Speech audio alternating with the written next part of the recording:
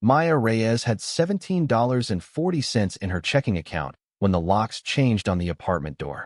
She stood in the hallway of the Pinewood Arms complex on a cold Thursday in February, Sofia pressed against her side, both of them staring at the new deadbolt that had appeared sometime between 7 that morning, when Maya left for the hotel, and 4 in the afternoon, when she came back smelling of industrial cleaner and the particular exhaustion that only comes from stripping and remaking 18 rooms in a single shift. By the end of this story, I'm also going to share something special with those of you who stick around to the end, something that can help you in your personal life. But first, let's get back to. The property manager had left a note taped above the lock.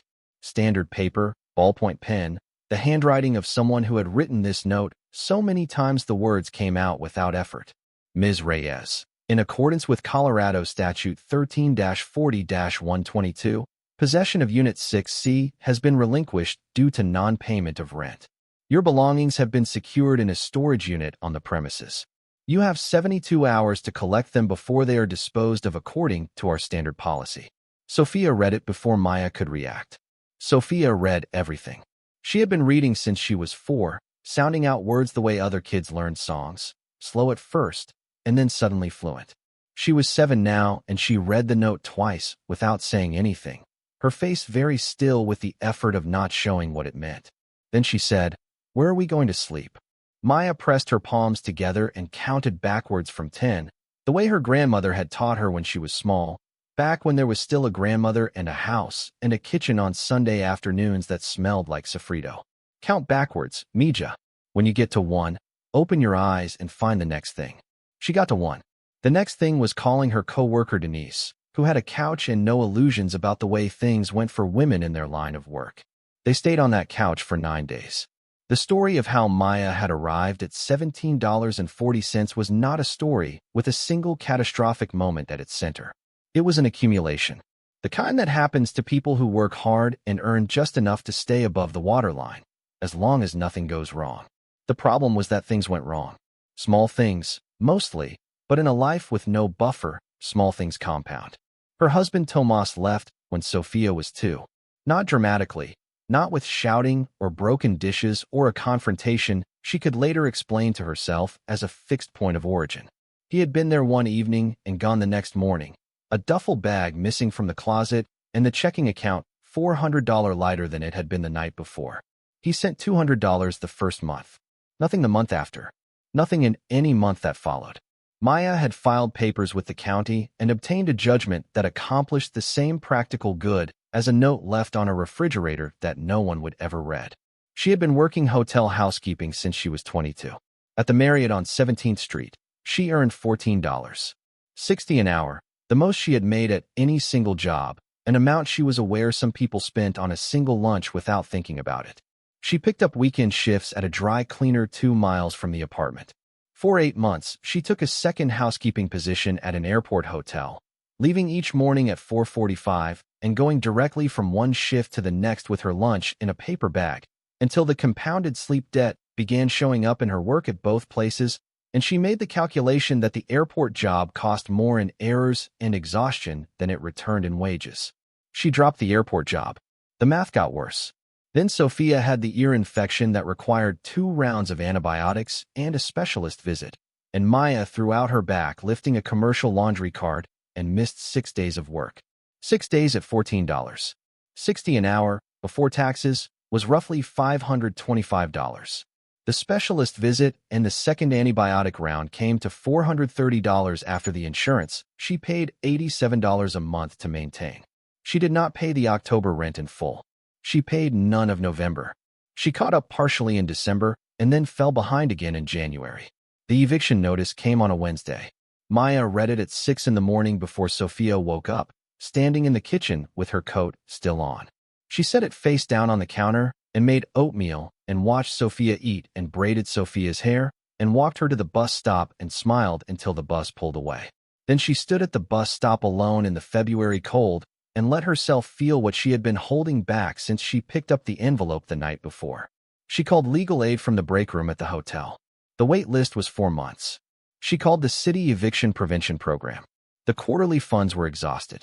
She called her cousin Marta, who had a spare room in her apartment in Thornton. Marta's building enforced strict occupancy limits, and the building manager had already given Marta one warning. She thought about her mother, who lived in a single room in an assisted care facility in Pueblo. She thought about the smell of that room, which had nothing to do with her mother and everything to do with what the facility used to clean the floors. She thought about Denise's couch and the particular way 9 nights had felt like 2 months, the careful gratitude of imposing on someone who was generous but also working 3 jobs of her own and had a small apartment with 1 bathroom. The letter from Sandoval and Okafor, attorneys at law, arrived on a Tuesday, forwarded from the Pinewood Arms address with a yellow rerouting sticker over the original. Maya collected it from Denise's mail pile, the thick cream envelope. That had always in her experience meant either something requiring attention or something requiring money she did not have. She read it at Denise's kitchen table while Sofia was in the other room watching television, which was a luxury Sofia had not had access to since Maya had cut cable 2 years earlier to save the monthly fee. Sofia was watching with the intent concentration she brought to anything new. The letter was formal and long in the way of legal correspondence, but it reduced to a simple core. A man named Walter Reyes, age 91, had died 6 weeks earlier in a care facility in Alamosa, Colorado.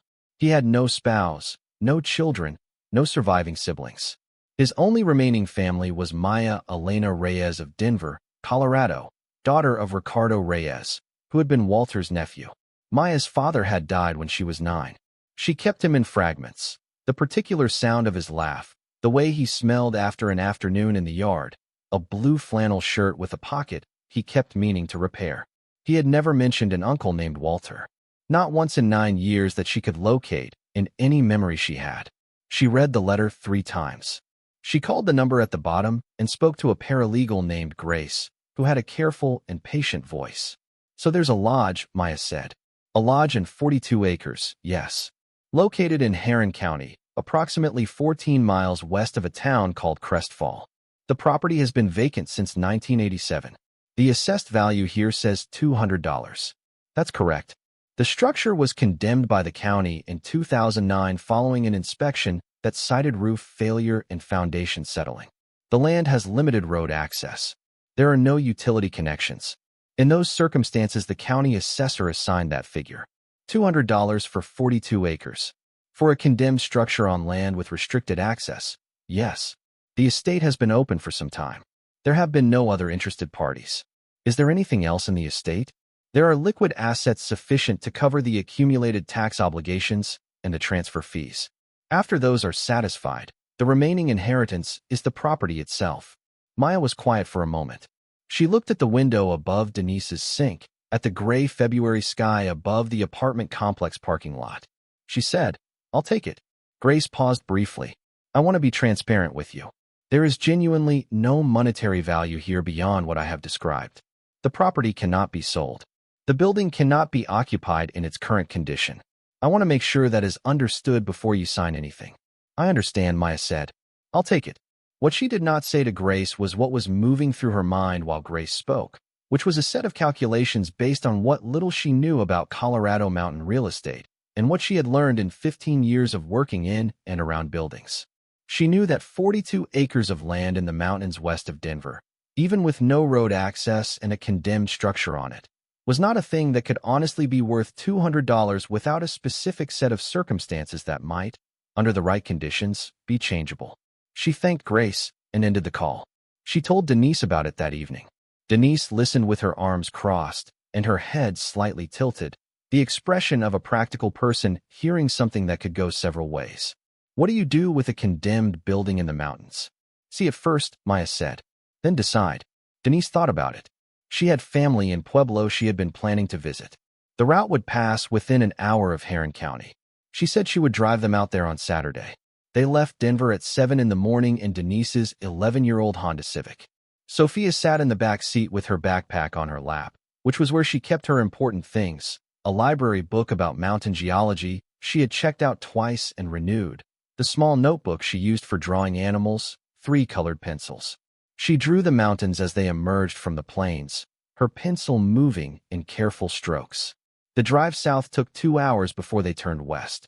The mountains came up fast once they left the highway, the way they always did in Colorado, flat land, and then suddenly the ground tilting, and the sky compressing, and the pines closing in on both sides of the road, and the air coming through the cracked window smelling completely different than it did anywhere in Denver. They went through Crestfall, which was small enough to complete in 4 minutes at the posted speed. A gas station with 2 pumps, a hardware and feed store with a hand-painted sign, a diner with a window, a post office, a school visible behind a chain-link fence. Then the town was behind them, and the road became gravel. The gravel narrowed after 3 miles. A creek appeared on the right side and ran alongside them, brown with snowmelt, fast and cold-looking. The GPS directed them onto a forest road that reduced to 2 ruts pressed into the earth between lodgepole pines. Branches scraped the car's roof. Denise drove carefully. Maya watched the distance counter on the GPS 14 miles from Crestfall. Then the GPS announced arrival. Denise pulled over. They looked. There was a rusted metal gate between 2 pines, hanging open at a broken angle. One hinge collapsed, so the gate rested on the ground. Beyond it, 2 tire tracks grown over with grass that had come up between them. They had not been driven in a long time. Denise looked at the tracks. She said nothing. They walked because the ruts made driving uncertain. The driveway curved uphill through dense pines for 200 yards. Then the trees opened, and the lodge was there. Maya stopped walking. It was larger than the assessed value had prepared her for. Larger than anything she had let herself imagine. 2 full stories of rough-hewn log construction, the kind of building that was put up in the Colorado mountains in the 1940s for serious use, hunting and fishing lodges built for wealthy clients who expected things to last. The logs were thick, hand-fitted, the original chinking cracked and dropped out in places, but the logs themselves dense and dark with decades of weathering. A covered porch ran the full width of the front face, 30-some feet wide, the boards sagging in the middle, 2 support posts leaning inward at angles that looked structural but were not necessarily fatal. The roofline showed visible failure on the east side, the ridge dipping where the rafters had given beneath years of snow loading. A few windows were broken. An east shutter hung from 1 bolt. But the foundation, 15 years of hotel work, had given Maya an eye for what buildings told you about themselves if you paid attention. She had cleaned rooms in hotels that were 3 years from demolition, where the grout had long since given up and the subfloor bounced, and the walls sweated in warm weather. She had cleaned rooms in buildings that were 100 years old and still solid. The difference between them was in the bones, in the foundation, in the primary structure below what was visible. The foundation of the lodge was poured concrete, thick and continuous around the full perimeter, running low and solid against the earth. No cracking, no heaving, no evidence of the settling the 2009 county report had cited. Or if there had been settling, it had stabilized long ago and left no current sign. Whatever else this building had suffered, the thing holding it to the mountain was still doing its job. Sofia had already gone forward without them, pushing through the knee-high grass of the clearing, making her way toward the porch steps. She tested each step before putting her weight on it, working her way along the outer edge where the boards were firmer. Maya had the skeleton key from the attorney's office, old enough that the metal had gone nearly black with age, on a plain wire ring. The county padlock on the front door opened on the first try. The door was a slab of 2-inch timber with iron hardware, and it had swollen against its frame over 37 Colorado winters. It took Maya and Denise both, shoulders against the wood, to move it. It scraped across the floor on the other side with a sound that felt like waking something up. The smell came through first. Cold ash and old wood and mountain dust, dry and fine. The chemical sharpness of a space that had been sealed for a very long time. And underneath those things, barely there, something sweeter and harder to name, pine resin maybe, or the ghost of food too old to identify. The great room ran 40 feet wide and 25 deep. A stone fireplace built from local granite dominated the north wall, fitted together by hand, large enough that Sofia walked up and stood inside it to demonstrate its dimensions. The mantel above was a single log, 6 inches thick, smooth flat across the top, and into it someone had carved a single word, Walter. Block letters, rough and deliberate. The marking of a person who wanted something to be theirs. The furniture was still there. All of it, draped in heavy canvas tarps the color of old ash. Chairs and a sofa, and a long wooden table under the coverings. Trophy heads mounted between the windows. A bull elk with a full rack, 2 mule deer, a black bear. All of them filmed with years of dust, their glass eyes catching the light coming through the broken window and throwing it back in a way that was not comfortable to look at directly. Along the west wall, floor-to-ceiling shelving held paperback novels and hunting magazines and stacks of topographic maps and equipment catalogs from companies that probably no longer existed. Maya pulled one catalog from the shelf. The cover showed a man in a plaid coat carrying a rifle. The date on the inside cover was 1974. The kitchen was behind the fireplace wall, through a doorway without a door. The cast iron range was original to the building, the kind that burned wood and radiated heat into the room. A farmhouse sink. A hand pump beside the sink that confirmed the building had never had municipal water. Wood-framed cabinets with glass fronts. A coffee percolator on the counter. A cast iron skillet on the range. A tin of something that had crystallized into a dark solid over the decades. A calendar on the wall. October 1987. A mountain scene printed above the dates. Tuesday the 6th circled in pencil. Nothing written inside the circle. Maya stood in the kitchen and looked at that calendar for longer than she should have. Someone had circled a day, had marked it ahead of time as something worth noting, and then had not come back to know what the day brought. She photographed everything. Years of hotel work had trained her to document conditions before the work began, and the habit transferred. She went room to room with her phone, capturing angles and details, the kind of record that would matter later. The second floor held 4 bedrooms, all of them frozen in October 1987. Beds with linens gone gray. Closets with clothing that moths had worked over for decades. A bathroom with original fixtures, the tub deep and claw-footed, the tile gone dull but intact. 2 of the bedroom floors showed soft spots that felt uncertain underfoot, and Maya noted them for structural assessment. The other 2 rooms were solid. Denise said, "On the way back to the car, it's bigger than I expected." Maya said, "The bones are better than I expected." Denise looked at her. "I know what I said. I know what it needs. But the bones are there." The research took 2 weeks. Maya used the main branch of the Denver Public Library on her days off, the free internet terminals in the back corner where nobody bothered you. She pulled up Harron County land records and comparable sales data for the surrounding area. She looked at what wilderness acreage without road access had sold for, what parcels with structures had sold for, what the trajectory of mountain land values had been over the past 20 years in that part of Colorado. A 40-acre parcel with road access, 10 miles east of Walter's land, had sold the previous year for $1. $2 million to a development group. An 18-acre parcel 12 miles north, no structures and limited access, had sold for $340,000. The land was worth something, even in its current state. The question was what was changeable and at what cost. She called a land surveyor who did free phone consultations. He confirmed what she had tentatively concluded. Road access was the key variable.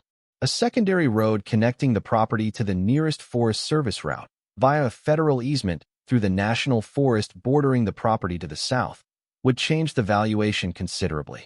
The process ran 18 months to 3 years minimum. The filing fees alone, without an attorney, ran to a few $1,000s. She called a structural engineer and paid $50 on a credit card for a half-hour consultation. She described the lodge's construction, the log dimensions, the foundation, the roof failures, the general condition of what she had seen. He asked specific questions about the chimney, the floor joists, the evidence of water penetration in the interior. When she answered as carefully as she could, he was quiet for a moment. He said it sounded like what people in that trade called stout construction. Mountain lodges built in the 40s and 50s for serious use were built differently than residential construction of the same era. If the primary timbers had stayed dry, which in a properly sealed building they might have, the restoration conversation was different from the demolition conversation. "How much?" she asked. "If the bones are what you're describing, ballpark $80,000 to $150,000 to restore it to livable and structurally sound, depending on what you find." She thanked him and sat with the credit card in her hand after hanging up. $80,000. She had $17.40 in her checking account. The gap between those 2 numbers was not a gap she could think her way across in a single afternoon. But she thought about what she had seen in Crest Fall, the hardware and feed store with the job listing in the window. $13 an hour, $2 less than the Marriott, but the lodge would replace the rent, which was $950 a month, which changed the math substantially. She would be working from inside the building, paying nothing to sleep in it, which was either insane or logical, depending on which angle you approached it from. She signed the inheritance papers on a Wednesday. She told Sofia that evening. Sofia was drawing in her notebook, working on a bird with careful attention to the detail of the feathers. She listened to Maya's explanation without stopping. Are we moving to the mountains? We're going to try. Will there be a school? There's one in Crestfall, about 20 minutes from the lodge. Sofia considered this. Is there a library? There is. Sofia went back to her drawing. They arrived in Crestfall on a Thursday in April in a 15-year-old truck Maya had bought from a private seller for $1,800, everything left from the estate after the taxes and fees were settled. The trailer behind it held everything they owned, which took 2 hours to load because there was not much. Clothing and Sofia's books, and the kitchen things bought over the years at Goodwill, and a box of photographs. The cast-iron skillet from Maya's grandmother's kitchen, which she had kept through every move, because throwing it out would have been throwing out something essential. Denise drove the first hour and cried for part of it, which she attributed to the altitude. Maya said, "I'll call every week." Denise said, "You better mean that." Sofia slept against the window most of the way. The mountains came up and the road became gravel, and then the trees opened, and the lodge appeared in the April light, and Maya let out a breath she had been holding since the gate. It looked different in spring. The snow was off the lower elevations, and the new grass had come in around the foundation, yellow-green and soft. The aspens along the creek behind the building had leafed out. The creek itself was running fast and cold with snow melt, and you could hear it from the driveway, which was the kind of sound Denver did not offer at any price. Sofia pressed her face against the truck window. "It still smells the same," she said. "Better now," Maya said. "The cold smell is different when the snow is gone." Sofia nodded as if this confirmed a theory she had already formed. Pete at the hardware store was a man in his late 50s who asked questions in the order of their practical importance and accepted Maya's answers without commentary. Could she lift 40-pound bags of feed? Had she run a forklift? Was she comfortable on a delivery route on mountain roads in all weather? She said yes to each. He handed her a schedule starting Monday. She brought Sofia on Saturdays when school was not in session. Sofia sat on the stool behind the counter with her current library book and worked through it without bothering anyone. Pete mentioned his grandchildren exactly once, with an expression that suggested the comparison was meant as a compliment. The lodge restoration consumed every evening and every day off. Maya read the structural engineer's priority list like a document of instructions. The roof first. Always the roof, because water in the timbers was the difference between a building that could be saved and one that could not. She spent 2 evenings watching repair videos on her phone before she touched a single shingle. She learned the sequence, the tools, the terminology, the logic of how a roof system worked and why it failed. Then she rented a nail gun from Pete's store at the employee rate and started at the east side where the failure was worst. She made mistakes. She pulled sections apart and redid them. She worked until the light failed and then stopped and ate whatever was simple and went to sleep on the sleeping bag she had laid out on the great room floor. Next to the small fire she built each evening in the massive fireplace while the flue was still functional and before she had cleared the upstairs rooms enough to sleep there. The east bedroom floor joist that had taken water had rotted along 8 feet of its length.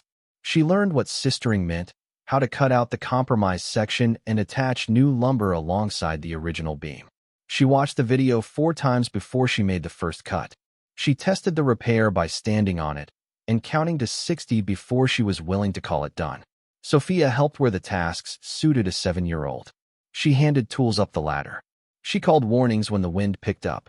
She swept sawdust after sessions with the focused efficiency of someone doing a necessary job. She also explored.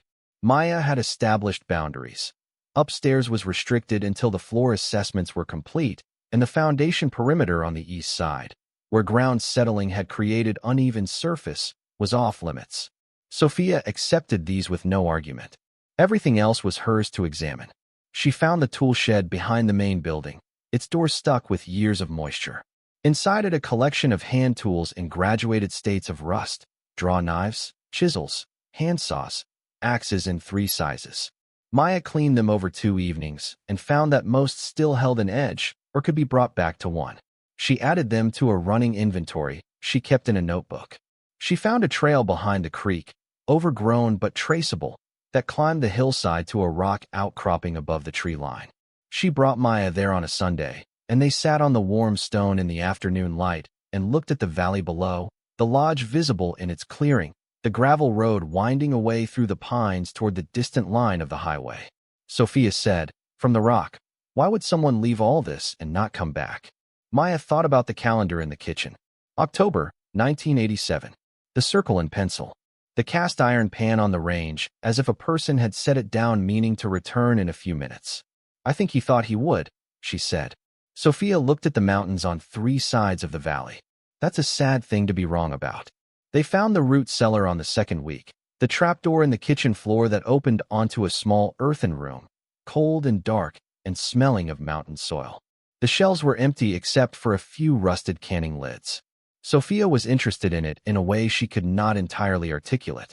She went down into it several times a week, calling it checking on it, which never produced an explanation of what she was checking for. Maya used it for cold storage of the bulk produce she started buying to reduce the grocery costs. Carrots and potatoes and apples and onions kept better down there than anywhere in the lodge itself. The night the warmth came was a Tuesday in early May. A cold front had moved down from the high country that afternoon, and the temperature was dropping fast by the time Maya had finished the dinner dishes. She was working her way around the great room with weather stripping, stopping drafts at the window casings. Sofia was at the table with homework that was getting less attention than it should have been. Then Sofia's voice came up through the open kitchen trapdoor. "Mommy, come here." Maya set down the weather strip roll. "Mommy, come down here and look at something." She went to the kitchen and looked through the trapdoor. Sofia was in the root cellar below, standing at the back of the space with her arms at her sides, looking at the west wall. "What are you doing?" Sofia looked up. "Come down here." Maya descended the short ladder. The cellar was cold the way it always was, the packed earth walls holding the mountain temperature regardless of what the air above did. The smell of soil and old wood, and the faint vegetable smell of the produce stored on the shelves. Sofia was at the far end of the space, the wall that faced west, toward where the main basement lay. She was not looking at the wall exactly. She was looking at the floor in front of it, a section maybe 4 feet square where the packed earth was a slightly different shade. Denser, darker. Sofia crouched and pressed her palm flat against it. She held it there. "It's warm," she said. She looked up at Maya with an expression that could not decide between curiosity and something more difficult to name. "Mommy, the walls are warm down here." Maya crouched beside her daughter. She pressed her own palm flat against the darker section of floor. Sofia was right. The earth in that section was warmer than the earth surrounding it. Not dramatically warm. Not the warmth of a heated surface. A few degrees, maybe 3, maybe 4. Enough that it was not imagination. Enough that it was something. Maya moved her hand to the wall above it, the west wall of the root cellar that she had never examined because there was never a reason to go to that end of the small space. It was not earth. She had assumed it was earth, the way all the root cellar walls were earth. But the west wall was smooth in a way that packed earth was not, and the color was close but not the same. And when Maya raised her knuckles and knocked, the sound that came back was not the sound of earth. It was the sound of a sealed space. Hollow and resonant and deliberate. Maya sat back on her heels. She knocked again. The same sound. She pressed both palms flat against the surface and held them there, and felt the warmth coming through, steady and quiet, the warmth of something that had been sealed in for a very long time. The 42 acres and the condemned lodge and the $200 assessed value and the October calendar with the circled Tuesday all arranged themselves differently in her mind. In the 30 seconds she sat there on the cold earth floor. She said, very quietly, "Good girl." Sofia leaned against her. Then the sound came from above. Not the lodge settling. Not the familiar creak of the old timbers. The crunch of tires on the gravel driveway, moving with deliberate slowness, the approach of someone who knew where they were going and was not concerned about arriving unannounced. Headlights swept through the low windows set near the ceiling of the root cellar, moving across the walls in a slow arc. It was 9:30 on a Tuesday evening. Maya stood and lifted Sofia up through the trapdoor ahead of her and closed it behind them both. She turned off the kitchen light. She stood in the dark kitchen with her daughter and listened. The vehicle stopped outside. Before we find out what happened next in the story, I want to take a brief moment to speak directly to anyone watching who might be going through their own sudden, overwhelming transition. If you are navigating a bitter divorce, the loss of a spouse, or a financial shock, you know the hardest part isn't just the money. It's not knowing what to do first. That is exactly why we created the Phoenix Blueprint.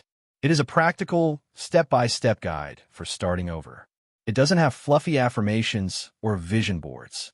It is a tactical survival manual. It gives you the exact checklist for the first 48 hours, including the one rule you must follow. Do not make any decision you cannot reverse. It includes the Found Money worksheet, showing you exactly how to check state databases because 1 in 7 Americans actually has unclaimed money waiting for them right now. It even gives you word-for-word boundary scripts to use when family members pressure you for money or try to make decisions for you.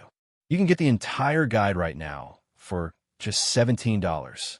If you're watching on your TV, just pull out your phone, open your camera, and scan the QR code on the screen right now. If you're on a computer or phone, click the top link in the description. You don't have to figure this out alone. Now, let's get back to the story. The engine went silent. A car door opened and closed. Footsteps on the gravel, measured and unhurried. The walk of someone with no reason to feel out of place here. 3 knocks at the front door. Measured. Patient. A voice.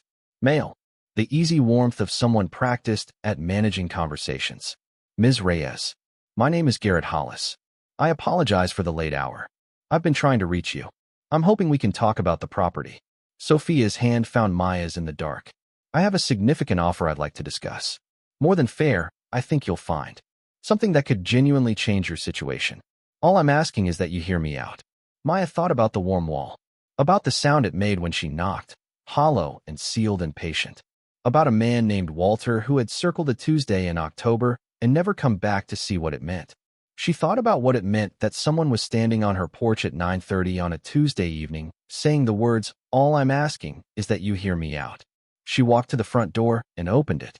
The man on the porch was in his mid-40s, well-dressed for a mountain evening, the kind of dress that announced money and the habit of being taken seriously. He was lean and easy in his posture, the relaxed confidence of someone who won negotiations often enough that losing had become theoretical. Behind him, parked where the driveway widened near the porch, a black pickup truck sat, newer than anything she had seen in Crest Fall. He extended his hand with a smile that was technically warm. Garrett Hollis. Hollis Mountain Development. Sorry to drop in unannounced. I couldn't find a working number for you. His eyes moved past her shoulder into the great room behind her. A brief sweep. Professional. The eyes of someone accustoming themselves to a space. What do you want? To talk about what this land is worth and what it could become. He paused. And to make sure you have the full picture before anyone else gets to you. What picture? That this isn't just 42 remote acres. There's a development corridor opening up in this part of Heron County. 3 parties have been acquiring adjacent land over the past 18 months. His voice stayed easy and calibrated. Your parcel sits at the center of a potential access corridor to federal wilderness boundary. That's worth considerably more than a county assessor would tell you. You knew about this land before I inherited it. He smiled. I knew about it, yes. I've been watching this area for 2 years. His tone suggested this was simply professional diligence, nothing more. How did you know I was here? County deed records are public. He tilted his head slightly. I wanted to be the first conversation you had, Ms. Reyes. Other parties will be calling once they see the transfer. I'd rather you hear my offer before you hear theirs. Maya looked at him for a long moment. At the truck. At the mountains behind him going dark against the sky. What's the offer? He named a number. For $100,000. Cash. 30 days to close. For $100,000. More money than Maya had earned in her entire life. More money than she had ever been in the same room with. She thought about $17.40. About 9 days on a couch. About Sofia's homework and the library books and the pencil worn down to a stub. She looked at Garrett Hollis and at the truck and at the easy smile of a man who had shown up at 9:30 on a Tuesday evening because he wanted to make sure she heard his offer before she had time to think too carefully about the property she had just inherited. Come back during daylight hours, she said, and we can talk. Something recalibrated in his eyes for just a moment, barely visible beneath the smile. Of course. He reached into his jacket and produced a card. She took it. He held her gaze for a moment, then turned and walked back to the truck with the same measured pace he had arrived with. She stood on the porch and watched the headlights back down the driveway and disappear into the pines.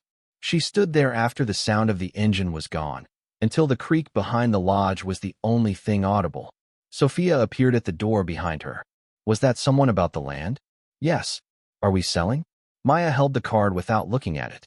A man she had never spoken to before had known her name, known where she lived, known her financial situation well enough to frame his offer as something that could change her situation. He had arrived at 9:30 to get in front of her before she could think. She thought about the warm wall in the root cellar, about the hollow sound it made, about the warmth coming through it steady and quiet in the cold of the earth. Not yet, she said. She put the card in her pocket and went back inside. The fire in the great room had burned to coals. The lodge was quiet and dark and full of things that had not yet been found.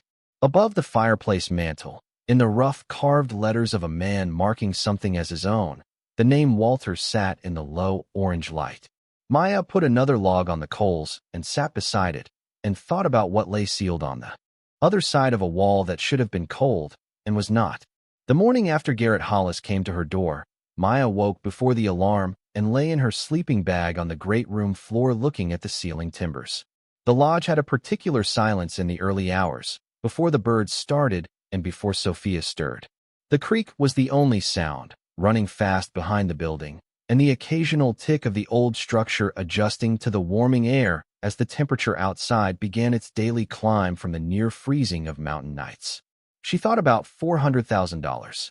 She thought about the fact that a man who ran a development company had shown up unannounced at 9:30 in the evening on a Tuesday, within 6 weeks of the deed transfer completing, that he had framed his offer as getting ahead of other parties, that he had known enough about her financial situation to use the exact phrase, change your situation, as if he had done some reading before he arrived. People who come to negotiate in the dark come because they are worried about what you might learn in the daylight.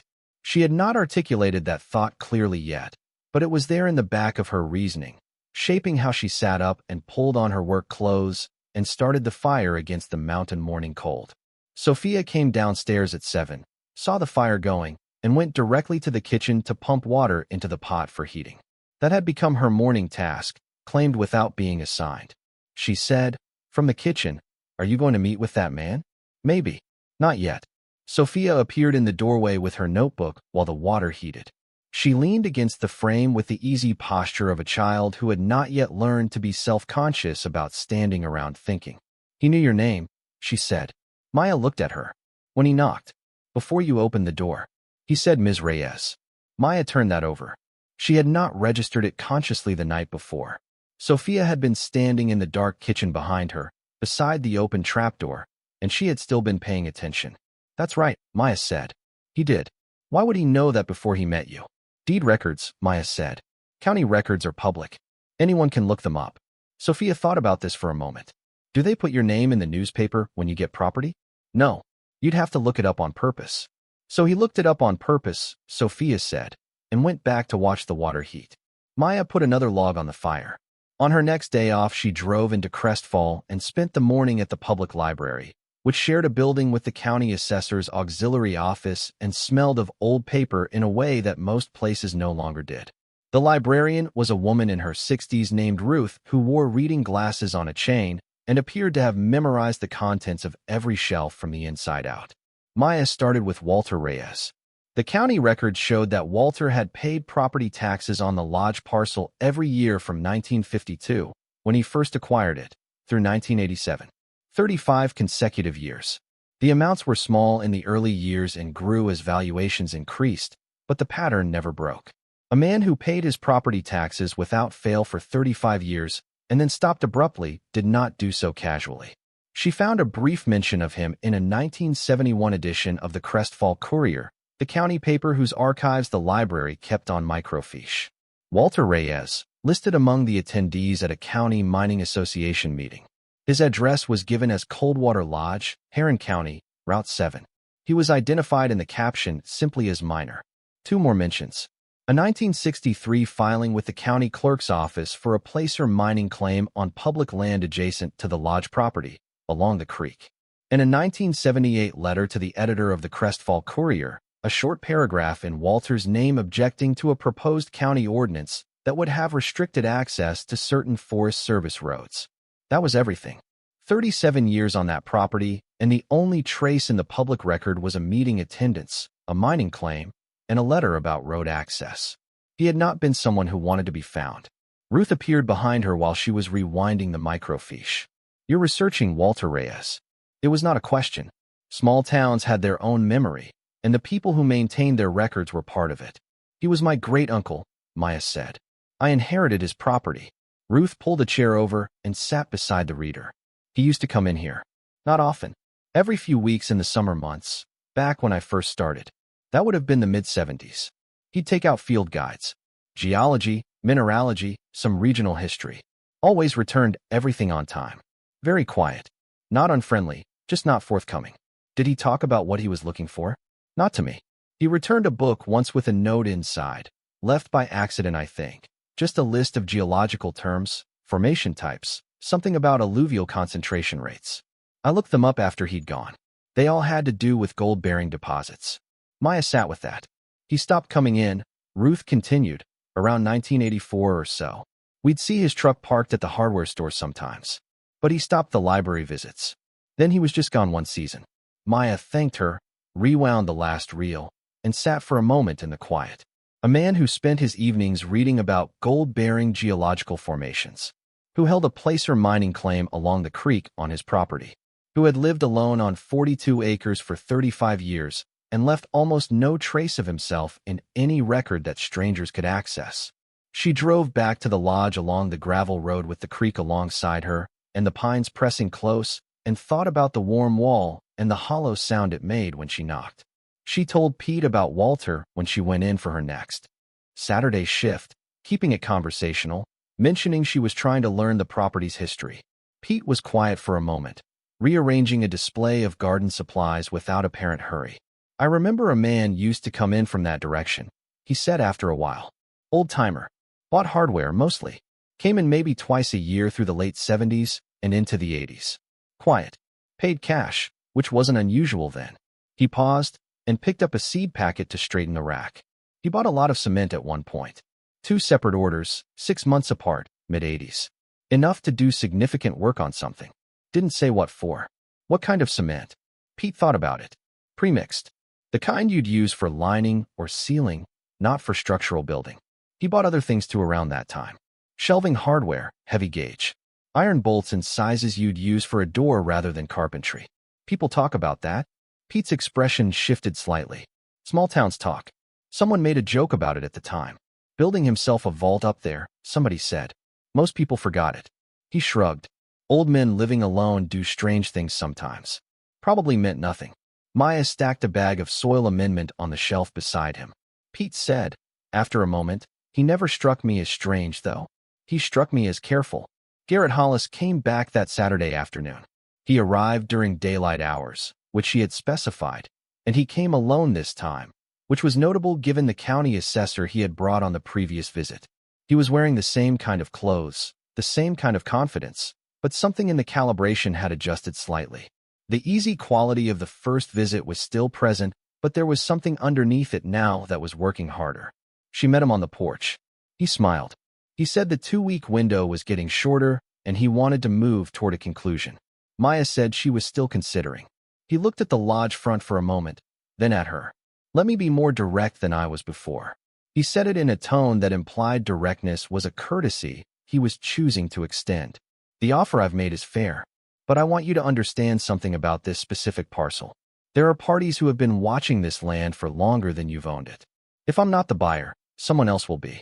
And not everyone who comes after a property does so with your interests in mind." Maya said, "Is that a general observation or a specific one?" "A general one." He spread his hands. "I'm telling you that $450,000 is real money, and this window does not stay open forever." "I appreciate the offer," she said. "I'll be in touch before the 2 weeks are up." His jaw moved once, briefly, a muscle tightening beneath the professional manner and then releasing. He nodded. He got in his truck and left. Maya stood on the porch after his engine faded into the trees. She thought about what he had said. Not everyone who comes after a property does so with your interests in mind. He had presented it as advice, as information offered in her favor. But the sentence also described himself. He had been watching this land before she inherited it. He had known her financial situation before he knocked on her door. A man does not know your financial situation unless he has looked into you specifically. She went inside and thought about cement. That evening after Sofia was asleep, Maya took the flashlight and the pry bar to the root cellar. She spent 2 hours on the west wall, working systematically from the floor upward with focused light. Up close and unhurried, she could see what the surface actually was. Not earth, not poured concrete, something more deliberately composed. Applied in 2 coats, she could now detect by the slight variation in the surface's texture at certain angles of light. Walter's 2-part formulation. The warmth came through evenly, not concentrated in one place. The whole west face of the root cellar was a few degrees warmer than the surrounding walls, a consistent, steady warmth that came from something thermally stable on the other side. She found the seam Walter's letter had described, at the left edge of the west wall, at floor level. A line barely visible, the junction between the compound and the earthen wall of the cellar proper, fitting close but not chemically bonded to it. She worked the pry bar into it with steady pressure. The resistance was considerable. She worked along the seam's length from the bottom upward, nudging the adhesion loose in sections. Her shoulders ached. The bar slipped twice. A glancing blow opened a small cut on her palm that she wrapped in the hem of her shirt without stopping. After 40 minutes, the section moved. Not dramatically. An inch inward, separating from the surrounding structure along the seam she had worked, and the air that came through the gap was warmer and carried a smell that was not the smell of root cellar earth. Stone. Metal. Old air held in a stable place for a very long time. She pressed the section further inward. The compound had not bonded to the underlying structure, which was what Walter's formulation had been designed to achieve. A sealant that held environmentally but could be worked loose from the inside by someone who knew where the seam was. The section came free after another 10 minutes, a panel roughly 4 feet wide and 6 feet tall. She propped it against the cellar wall and put the flashlight on what was behind it.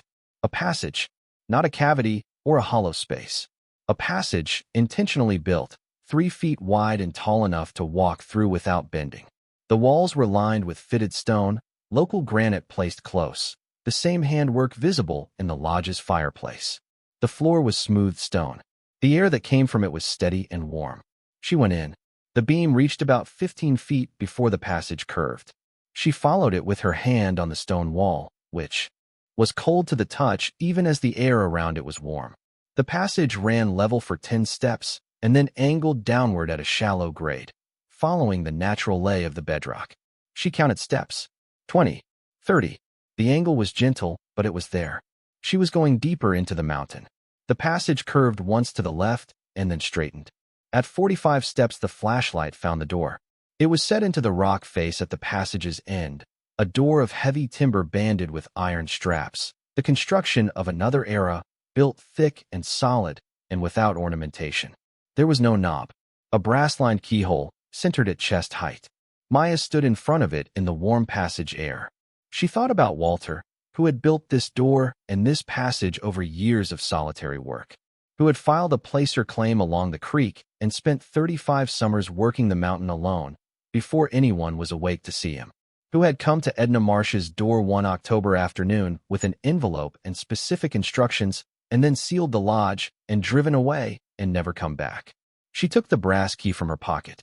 It turned on the first try. Smooth and clean, a mechanism maintained with care or built to tolerances that resisted decades without service. 3 heavy bolts withdrew in sequence, the sound of each one clear and deliberate in the stone passage. The door swung inward.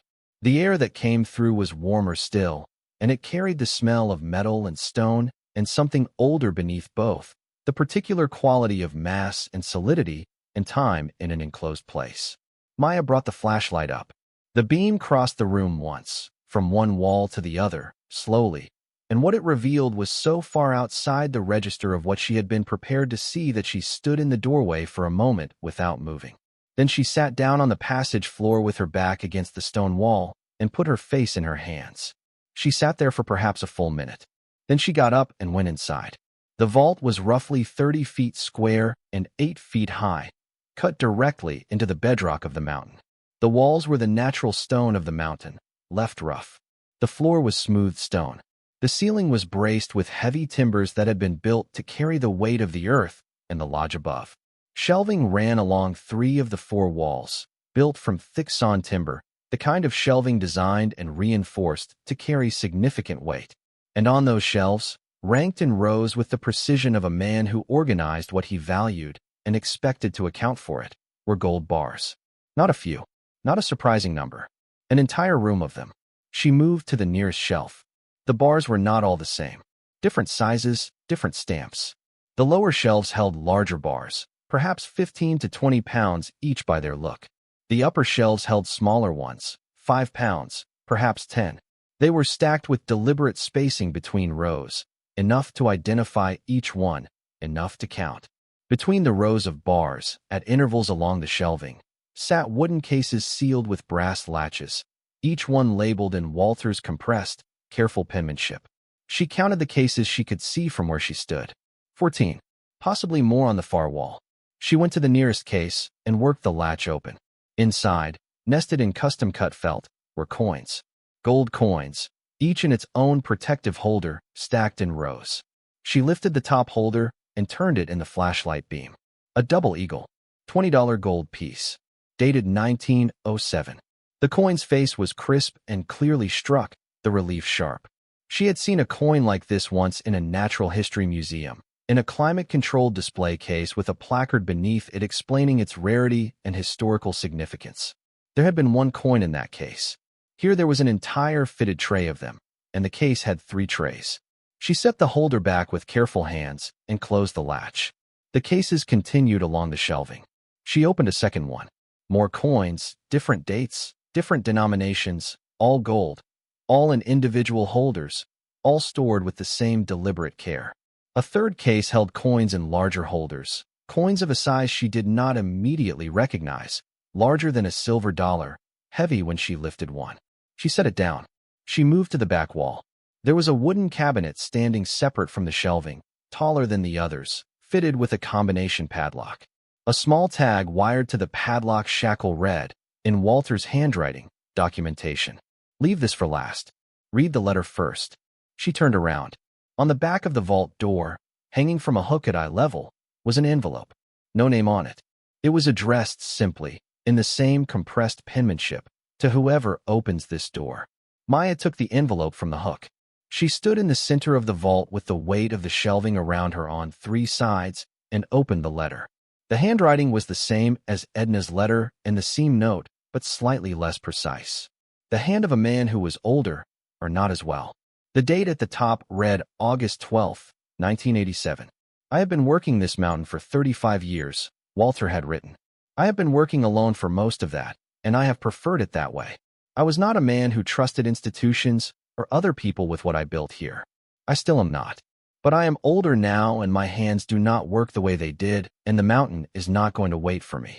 Everything in this room came from this land. Placer gold from the creek, which I worked every morning from March through October for 30 years.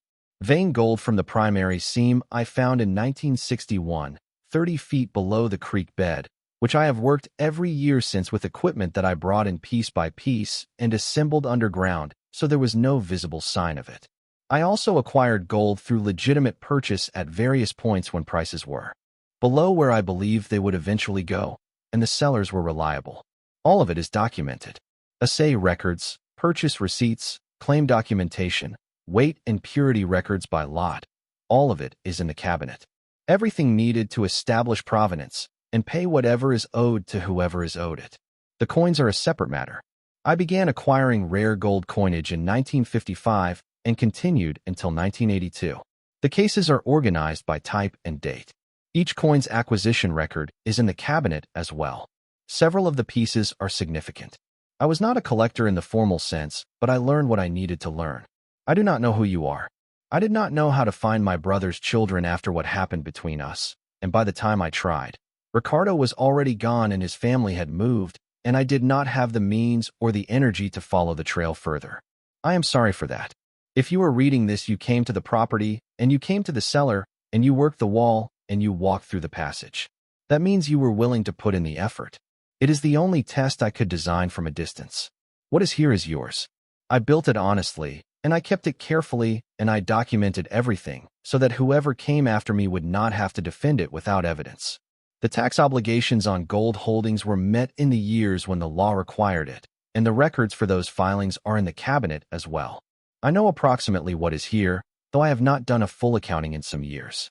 The documentation will give you exact figures. I can tell you that the bars number close to 400 across the 3 sizes.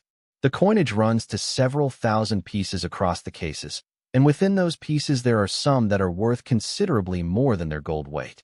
The documentation will identify which ones. I leave the creek and the seam to you as well. I have not worked all of it. There is more in the mountain. Do not sell in a rush. Do not tell anyone before you have legal protection in place. Do not trust the first offer you receive. I am sorry I never found you. I hope this makes a portion of that right. Walter Reyes. Maya read the letter twice, standing in the center of the vault with the flashlight in her hand. She read it a third time, slowly, starting with the date. She folded it along its original creases and held it. Close to 400 bars, he had written. 3 sizes. She looked at the shelving along the near wall and did what she had not allowed herself to do when she first entered, which was count. The lower shelf on the near wall held 2 rows deep, 7 bars wide. 14 bars on the lower level of one shelf face. 3 levels to the shelf. 3 walls of shelving. She did not attempt precise math in the vault. She was not equipped for precise math in the vault. But she understood broadly what close to 400 bars meant. She understood what thousands of gold coins meant. She understood what the phrase "several of the pieces are significant" meant in the context of a case full of double eagles and coins she could not yet identify, but that she would need to learn. She sat down on the stone floor with her back against the documentation cabinet and put the letter in her jacket pocket beside the key. Above her, through the stone and the passage and the root cellar floor, through the kitchen and the great room and Walter's name carved into the mantel above the fireplace, the mountain sat in the May morning. The creek ran behind the lodge. The pines stood in their rows. Sofia was at school drawing horses in her notebook or working through a library book about mountains with the focused attention she brought to things that interested her. In a few hours, she would come home and want to know how Maya had spent the day. Maya thought about what she would say. She thought about $17.40.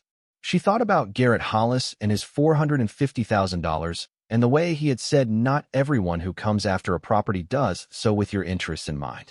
She thought about Walter, who had spent 35 years doing careful work on a mountain before dawn, documenting every ounce, trusting no institution with any of it, and who had prepared for exactly this moment from a distance of 40 years and a difference of 1 generation, through an envelope kept in a woman's bookshelf in a ranch house on the west side of Crestfall. She pressed her palms together and counted backwards from 10. When she got to 1, she opened her eyes and looked at the shelving along the east wall and began, methodically, to count. She counted for 40 minutes. The shelves along the east wall held 112 bars across 3 levels, accounting for the larger bars on the lower levels and the smaller ones above. The north wall held 96 bars by her count. The west wall, which she could only reach by walking past the shelving near the door, held 114. She counted twice on the east wall because the first count and the second did not agree, and the third gave her a number between the two, and she settled on that. 322 bars in the vault by her best count. Close to 400, Walter had written. Either she had miscounted, which was possible, or some of the bars had been moved or removed at some point before the vault was sealed. Either way, the count she had was a floor, not a ceiling. She went to the wooden cases. There were 17 cases on the shelving, not 14 as she had estimated from the door. Each case held 3 trays of coins in individual protective holders. She opened the second case on the north shelf, the one she had not opened before, and found coins of a different type, older looking, smaller, but the gold color unmistakable even through the oxidation on the holders. She closed it carefully. She needed a coin specialist. She needed a precious metals appraiser. She Needed an attorney who understood estate law and asset disclosure and the specific complexity of inherited gold holdings whose documentation predated her ownership by decades. She needed all of that before she could understand what she was actually sitting inside. What she already understood, without any specialist, was the broad shape of it. 400 gold bars at conservative modern gold prices. 17 cases of gold coinage, including pieces Walter had described as significant. A mining claim on a creek that Walter had worked for 35 years and described as still productive. The number that formed in her head was not a precise one. She was a woman who stripped beds for a living and had held $17 in her account 6 weeks ago, and the number forming in her head had 9 digits in it, and she did not trust herself to look at it directly yet. She took photographs instead. She moved along each wall systematically, photographing the shelving, the bars, the cases, the cabinet with its padlock. She photographed the door and the passage and the seam where the panel had been. She photographed Walter's letter on the floor of the vault with her hand visible beside it for scale. She worked until her phone battery dropped to 12%, and then she stopped. She walked back through the passage, through the root cellar, up the short ladder into the kitchen. She stood at the kitchen sink in the May morning light and ran the hand pump until cold water came through and washed the stone dust from her hands. She looked out the window above the sink at the creek behind the lodge, running fast with the last of the snow melt, cold and clear over the rocks, working its way down the mountain the way it had been working for far longer than Walter Reyes had been alive to watch it. She thought about what he had written. The creek still runs. I have not worked all of it. There is more in the mountain. A knock at the front door made her turn. She dried her hands. She walked through the great room and opened the door. It was not Garrett Hollis. It was an older man she did not recognize, in his late 60s, wearing clean work clothes and a county land office badge clipped to his jacket pocket. He had a clipboard and the practiced expression of someone delivering official information. He introduced himself, a field inspector from the Heron County Land Management Division. He said he had received a complaint regarding the property, specifically regarding unauthorized structural modifications to a condemned building. Maya said, "What modifications specifically?" He looked at his clipboard. Interior modifications to load-bearing elements. Excavation or alteration of foundation-adjacent structures. Who filed the complaint? He said he was not at liberty to say. Maya looked at the badge on his jacket. She looked at the clipboard. Can I see the complaint documentation? He paused briefly, the practiced expression adjusting slightly. That's available through a formal records request. I'm here to notify you that an inspection has been initiated and that any further modifications to the structure must cease pending the inspection's completion. The inspection is scheduled for next Thursday. Maya said, I've been performing code-compliant restoration work on the structure. I'm happy to have an inspector walk the building. He made a note. Thursday at 9, he said. He handed her a copy of the notification form. She took it. He left. She stood on the porch with the form in her hand. She looked at the date and the case number and the name of the division, and she thought about the sequence of events that had produced this document. A man had come to her door twice with escalating offers and a deadline he had repeatedly emphasized. And now, within a week of her second refusal, a county inspector had appeared with a complaint filed by an anonymous party about structural modifications to a condemned building. She did not know for certain that Garrett Hollis had filed this complaint. She had no evidence. But she was a woman who had worked in and around buildings for 15 years, and she knew the difference between a complaint that arose from genuine concern about public safety and a complaint that arose from an interest in applying pressure to a property owner. The timing told her something. The anonymous filing told her something. The specific language, excavation or alteration of foundation-adjacent structures, told her something. Someone had described the root cellar work. Not in those exact terms, because she had done no excavation. She had removed a panel from a wall inside an existing below-grade room. But the framing of it suggested someone had a general picture of what she had been doing in the cellar portion of the building. She went back inside. Sofia came home at 4 with a library book about river geology tucked under her arm and muddy boots from some part of the school afternoon that had clearly involved a creek. She set her backpack on the bench by the door and looked at Maya with the directness she applied to things she was trying to read. Something happened, she said. You have the thing on your face. What thing? The face you make when you're thinking about something you're not telling me. Maya looked at her daughter for a moment. Sofia was 7, which was old enough to understand that some information had a size to it, that some information needed to be held carefully before it was shared. But Sofia was also the person who had stood in the root cellar and pressed her hand to the warm floor and said, "Mommy, the walls are warm down here." She had found this. She had a right to know. Maya sat down on the bench beside the door. She patted the space next to her. Sofia sat. "I found something today," Maya said. "Something big. Something that's going to change things for us." Sofia's expression went careful and specific, reading her. "Is it good or bad?" Maya thought about the vault, about the shelving on 3 walls, about 322 bars and 17 cases, and a creek that still ran and a mountain that still held more. She thought about a man who had spent 35 years doing careful solitary work before dawn and had documented every ounce and had written a letter for someone he had never met and left a key with an old woman in case the right person came. "Good," Maya said. "It's good. But we have to be careful about how we handle it, and we can't tell anyone yet." Sofia looked at the fire burning low in the fireplace. "Is it the wall?" Maya looked at her. "The warm wall in the cellar." Sofia said it matter-of-factly, the way she said things she had already decided were true. "I figured that's what the warmth was for. Something on the other side." Maya took a slow breath. "Yes," she said. "The warm wall." Sofia nodded, absorbing this. She sat for a moment looking at Walter's name carved into the mantel above the cooling fire. "You put it there for us." Maya looked at the carved letters. She thought about a man who had not known how to find his family and had not stopped trying to leave something for them anyway, who had sealed a mountain's worth of patient labor behind a wall that would stay warm enough to notice, warm enough that a 7-year-old would put her hand against it on a cold evening and say, "Mommy, the walls are warm down here." "I think he did," Maya said. Sofia leaned against her side. Then they sat together in the lodge in the last of the afternoon light, the fire settling to coals, the creek audible behind the building, and the mountain holding what it held, sealed and patient, and waiting for whatever came next. Maya did not sleep well that night.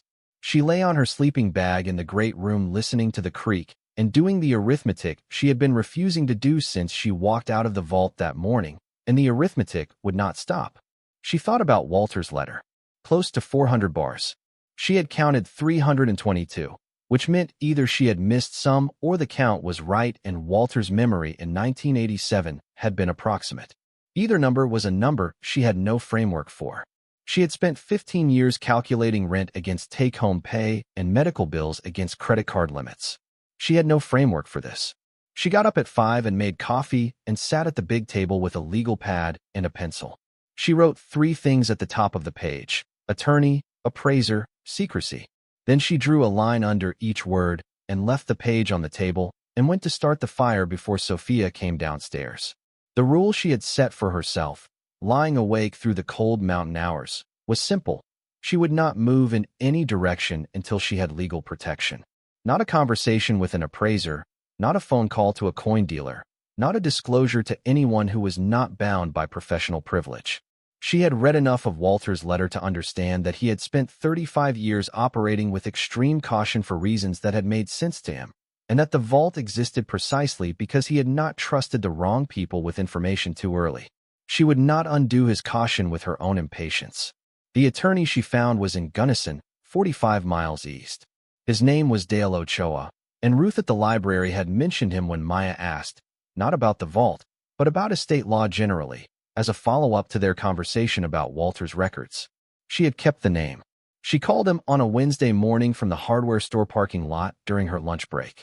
She told him she had inherited property with complex asset questions that required legal review before any disclosures were made. She said the matter was confidential. He said he could see her Friday. She said, "Can you see me Thursday afternoon instead? There's a county inspection Thursday morning on the property, and I need to understand my position before that happens." He said he could do Thursday at 2. The inspection arrived first. The inspector was a different man from the one who had delivered the notification. Younger, carrying a tablet and a clipboard, professional in an uncomplicated way that suggested he was doing a routine job rather than executing a deliberate campaign. He walked the structure from the outside first, noting the roof work, checking the foundation perimeter, testing the porch boards with the heel of his boot. Maya walked with him. She answered every question directly. The interior took 40 minutes. He checked the floor joists she had repaired, examined the sistered beam in the east bedroom, tested the structural integrity of the staircase, looked at the chimney from beneath in the fireplace. He made notes on the tablet without editorial comment. When he was done, he stood in the great room and looked at his notes. The roof repair work is sound, he said. The floor joist repair is to code. He looked around the great room.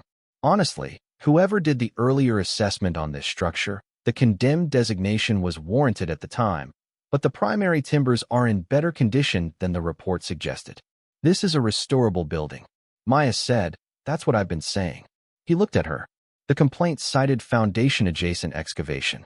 I didn't find any evidence of that. I cleaned out a root cellar. There's a below-grade storage room accessible through the kitchen floor. I removed some debris from it and put in shelving for produce storage. Nothing was excavated.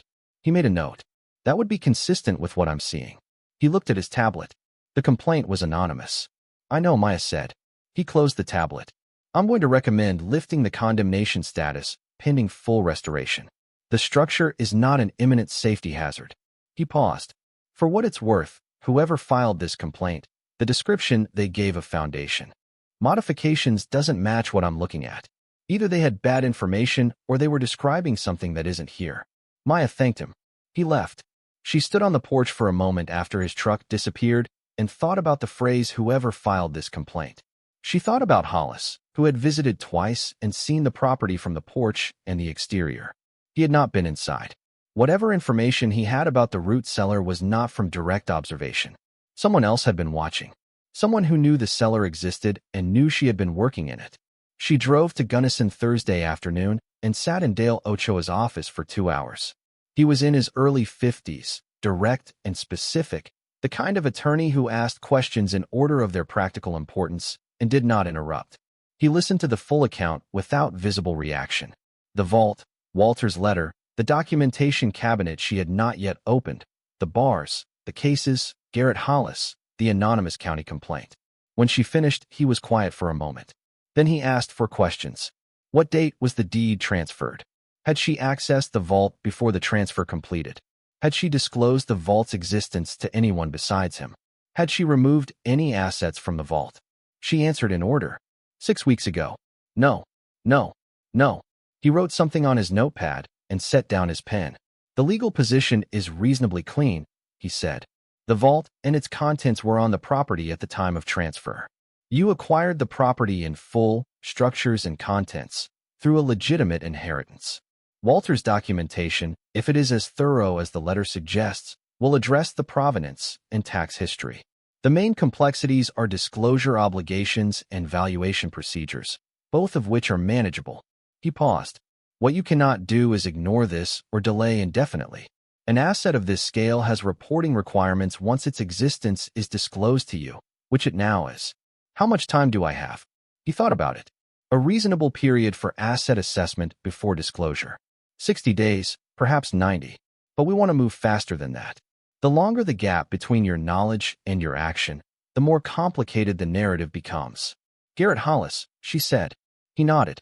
A developer filing anonymous county complaints about a property he's been trying to acquire is a person with a specific interest in pressuring you. If he finds out about the vault contents, that interest intensifies considerably. We want legal protection fully in place before this becomes public. How do we do that? Get the vault appraised. Formally, by qualified professionals with credentials that will stand up to scrutiny. Open the documentation cabinet and have everything reviewed by a specialist. Then we prepare a disclosure package that establishes your ownership, the provenance of the assets, and the tax position cleanly and completely. Once that package is ready, we control how and when this becomes public. Maya said, I was told not to trust the first offer. He looked at her. That's good advice in general. In your specific situation, the first offer may have come from someone who had information about this property that you did not. I'd like to understand where Garrett Hollis's information came from before we do anything else. She drove back to the lodge in the early evening with the mountains going orange in the late light and thought about what Dale had said. Where Hollis's information came from. She had not asked that question directly enough yet. She had registered that he knew things he should not have known, but she had not followed that thread to its source. She thought about Pete at the hardware store. Someone made a joke about it at the time, building himself a vault up there. Small towns talked, but small towns also remembered. And someone in or near Crestfall had known enough about the root cellar to describe it to whoever filed that complaint. She called Dale from the truck and told him what Pete had said about the cement orders. He listened and said he would look into the Hollis Mountain Development Company's history of land acquisitions in Heron County. He said call him if anything changed before Monday. The appraiser arrived on a Tuesday, 10 days after Maya's visit to Dale's office. His name was Thomas Reese, and he came from Denver with a colleague, a woman named Carol Finn who specialized in numismatics, the authentication and valuation of rare coinage. Dale had selected both of them and had handled the engagement letters and the confidentiality agreements before they arrived. Maya met them at the gate and drove them up the driveway in the truck. They were professional and quiet during the drive. Thomas was in his 60s, a former bank vault specialist who had moved into private precious metals appraisal 20 years earlier. Carol was younger, mid-40s, with the particular focus of someone accustomed to examining small things with enormous implications. Maya showed them the passage from the root cellar.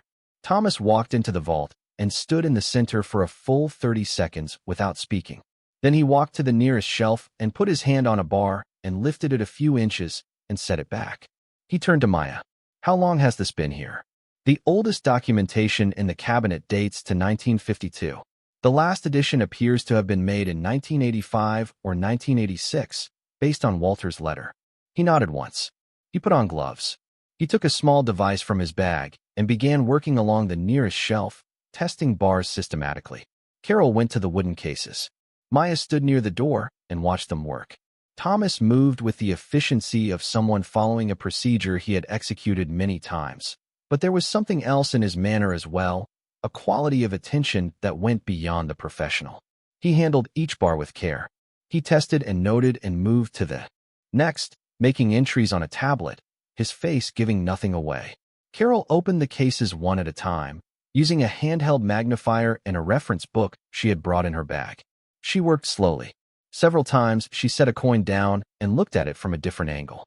Twice she photographed a coin with a camera she had brought separately, a small device that Maya gathered was calibrated for this purpose. They worked for 4 hours. At 2 in the afternoon, Maya brought coffee down through the passage, which required 2 trips because the passage was too narrow for a tray. She set the cups on the floor near the door, and nobody reached for them immediately. At 3:30, Thomas straightened up from the documentation cabinet, which he had opened using the combination that Maya had found written in Walter's records, stored separately from the vault letter. He had been in the cabinet for 40 minutes. He came out with a folder of papers and sat down on the vault floor with his back against the shelving and went through them. Carol was at the back wall with the last case. She had been with that case for 20 minutes. Thomas looked up from the folder. The assay records here are complete. Every bar has a corresponding record, weight, purity grade, date of acquisition or extraction, source notation. The purchase receipts go back to 1952. The extraction records are logged by date and weight, creek placer, and vein gold separated. The tax filings are here as well. Maya said, "Is there any gap in the documentation?" He looked at the folder again. "None that I can identify." Whoever maintained these records understood what proper documentation required. He paused. "There are bars here from 4 different refineries across 3 decades. The records account for all of them." Carol came over from the back wall. She sat down on the other side of the door opening. She held a coin in her gloved hand, in its protective holder. "I need to ask you something," she said. "Did you find anything in Walter's records about the source of specific coin acquisitions?" Maya said, "There are acquisition receipts in the cabinet. I haven't gone through them fully." Carol looked at the coin in her hand. She looked at Maya. "I've been doing this work for 18 years. I have found significant pieces at estate sales, at country auctions, in collections that hadn't been cataloged since the 1950s. I found things that surprised me." She held the coin holder out toward Maya. "This surprised me." Maya took it carefully. She turned it in the vault's light. It was a gold coin, larger than most of the others she had seen in the cases, the relief of the design crisp and deep even through the protective holder. She could read the date, 1927. She could read the denomination, $20. She looked at Carol. "That is a 1927 D double eagle," Carol said. It was minted in Denver in a quantity of approximately 180,000 coins. Most of them were melted in 1933 when the government called in circulating gold. The survivors are exceptionally rare. Known examples have sold at auction for between $1 and $2 million each. Maya did not say anything. There are 3 of them in that case, Carol said. Maya set the coin holder down carefully on the vault floor. Carol continued. There are 2 other cases that require extended examination. I've identified what appear to be a complete set of pre-1933 Liberty Head double eagles in near mint condition, which as a set in that state of preservation would be considered a significant holding. And in the last case, the one I've been with for the past 20 minutes, there are 8 coins I need more time with. I don't want to give you a figure until I've confirmed what I'm looking at, but I want you to understand that the coin holdings in this vault are not simply a collection of gold coins valued at their metal weight. Some of what's here is considerably beyond that. Maya pressed her palms flat on her knees. Thomas spoke from the folder in his lap. I can give you an initial range on the bars today. The full report will take 2 weeks and should go through your attorney, but I can tell you directionally what we're looking at. Go ahead, Maya said. He looked at his notes. The bars number 341 by my count. Not 400 as the letter estimated, but close. Total weight, accounting for the variation in bar sizes, comes to approximately 112,000 troy ounces. At current market, which I'll use for a working estimate rather than a formal appraisal figure, that represents approximately $230 million in gold value. The vault was quiet. Maya heard the creak somewhere above them, muffled through the stone and the passage and the root cellar floor. She heard it the way you hear something familiar from inside a room with thick walls. The coins, Thomas continued, I'll leave to Carol's formal assessment, but based on what she's identified today, the numismatic value is substantial and not yet fully determined.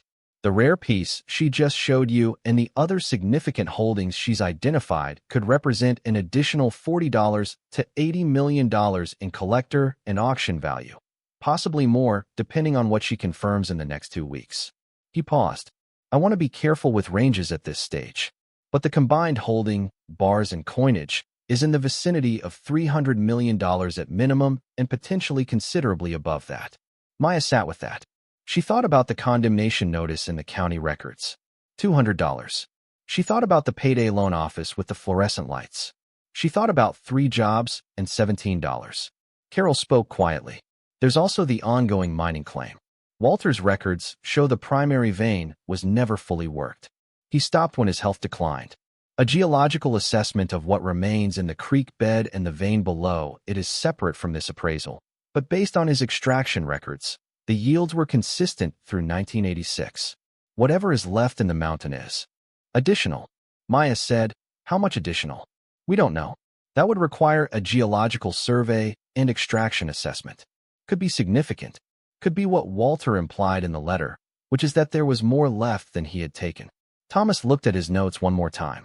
Directionally, Ms. Reyes, I think you should understand that the total value of what is in this room, and potentially in the ground above it, is likely to settle somewhere in the range of $400 million to $450 million once the full appraisal and geological assessments are complete. Maya pressed her palms together. She counted backwards from 10. When she got to 1, she looked at the bars stacked on 3 walls and the cases closed on the shelving and the documentation folder in Thomas's lap, and she said, Thank you. I'd like both reports through my attorney as soon as they're ready. Thomas nodded. Carol looked at the coin she had set down on the vault floor. She picked it up carefully, in its holder, and put it back in the case and latched it. They drove back to town in near silence, Maya in the truck and the 2 appraisers in their own car behind her. At the gate, she stopped and watched their taillights disappear down the forest road, and then she sat in the truck for a while with the engine running and the mountains around her in the late afternoon light. She had told no one. Not Sofia. Not Pete at the hardware store. Not Ruth at the library. Not Edna Marsh, who was the only other person in Heron County who knew the vault existed. She had told Dale, who was bound by privilege. She had been holding this alone for 10 days, and she was very tired of it. She drove back to the lodge and picked Sofia up from the school bus stop at the end of the gravel road, and they drove up the driveway together in the truck in the fading light. And Sofia told her about the school day with the specificity she applied to things she found interesting, and Maya listened and answered and did not say anything yet about the appraisers or the numbers or the coin in the holder with the 1927 date on it. That night, after dinner, she called Dale. He listened to her summary of what Thomas and Carol had said. When she finished, he was quiet for a moment. Then he said, "I have some information about Garrett Hollis I need to share with you." She said, "Go ahead." The Hollis Mountain Development Company has been acquiring land in Heron County for approximately 2 years. In that time, they have purchased 6 parcels, all on the western side of the county. He paused. I pulled the County Planning Commission records. Hollis Mountain Development applied for a preliminary development feasibility assessment 14 months ago. The application included a geological survey of the western Heron County area. The survey identified, among other things, gold-bearing alluvial formations along several creek systems in that area, including the creek that runs through Walter's property. Maya said, "He knew about the gold." "Not the vault," Dale said. "He couldn't have known about the vault. But the geological survey would have flagged the creek system as having historical and potential yield characteristics consistent with gold-bearing formations. A developer who was also looking at land acquisition in that area would have understood what that meant. He knew the land was worth more than the county said. He knew the land had geological significance that wasn't reflected in the assessed value. Yes. And he knew when Walter died and the property entered the estate process, because those records are public. Maya thought about Garrett Hollis arriving at 9:30 on a Tuesday evening within 6 weeks of the deed transfer. She thought about the phrase, "All I'm asking is that you hear me out." She said, "Who filed the inspection complaint?" Dale said, "I can't confirm it legally, but I can tell you that Hollis Mountain Development has a contractual relationship with a local property management company based in Crestfall, and that company has an employee who lives on the same road your driveway exits onto. Someone who could observe vehicles coming and going from your property." Maya sat with that. She thought about the phrase foundation-adjacent excavation. Someone watching the property, who had seen her making trips to and from the root cellar, had described that to Hollis, who had then described it to whoever he paid to file the complaint. Filtered through 2 people and a complaint form, it had arrived as language about unauthorized excavation. "What do we do with this?" she said. Dale said, "We finish the appraisal process. We open the documentation cabinet fully and get everything reviewed. And then we prepare for disclosure in a way that controls the narrative rather than letting Hollis or anyone else control it." He paused. "Once this becomes public, his leverage disappears completely.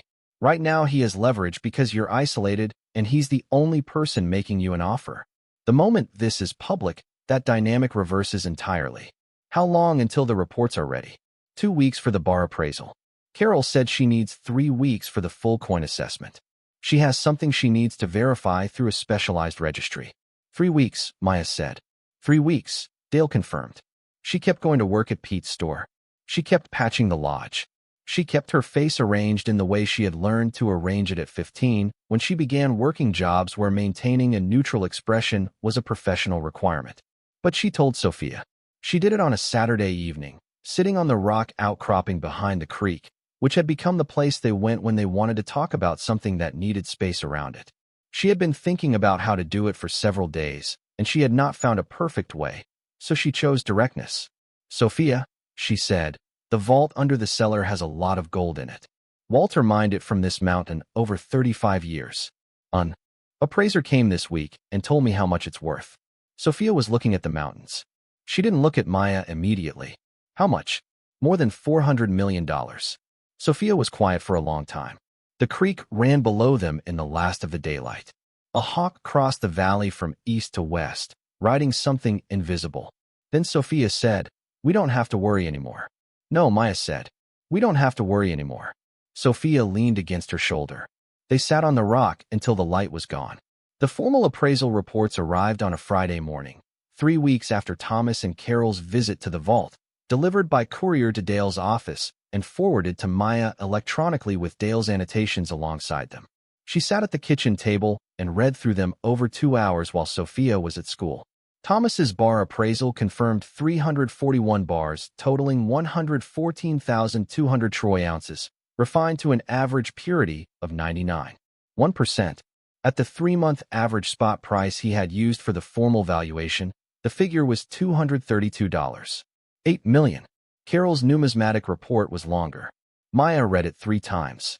The general collection, comprising 1,847 gold coins across 15 of the 17 cases, had an aggregate value of approximately $18 per million based on type, grade, and current market data. The remaining 2 cases contained what Carroll described in the report's language as exceptional holdings. The first case held 5 1927 D. St. Gaudens double eagles in grades ranging from Mint State 62 to Mint State 65. Carroll's report noted that the finest known examples of this date had sold at auction for $1.8 million to $2.1 million per coin in recent years. Her conservative valuation for the 5 coins was $7 per million. Her high estimate was $10.2 million. The second case was the one Carroll had spent 20 minutes with on the day of the initial visit, the one she had said she needed to verify through a specialized registry. The report used careful language. Carroll described 8 coins from what appeared to be a small private holding dispersed from a southern United States estate in 1954. The coins were dated 1933, denomination $20, the St. Gaudens design. She noted their physical characteristics, their grades, their state of preservation. She noted that she had verified their identification against the relevant registry. Maya looked up the 1933 double eagle on her phone while she held the report. In 1933, the United States Mint produced approximately 445,000 double eagle coins. None were legally released into circulation. The Roosevelt administration, in the process of moving the country off the gold standard, ordered the coins melted. A small number had been paid out before the recall order and entered private hands.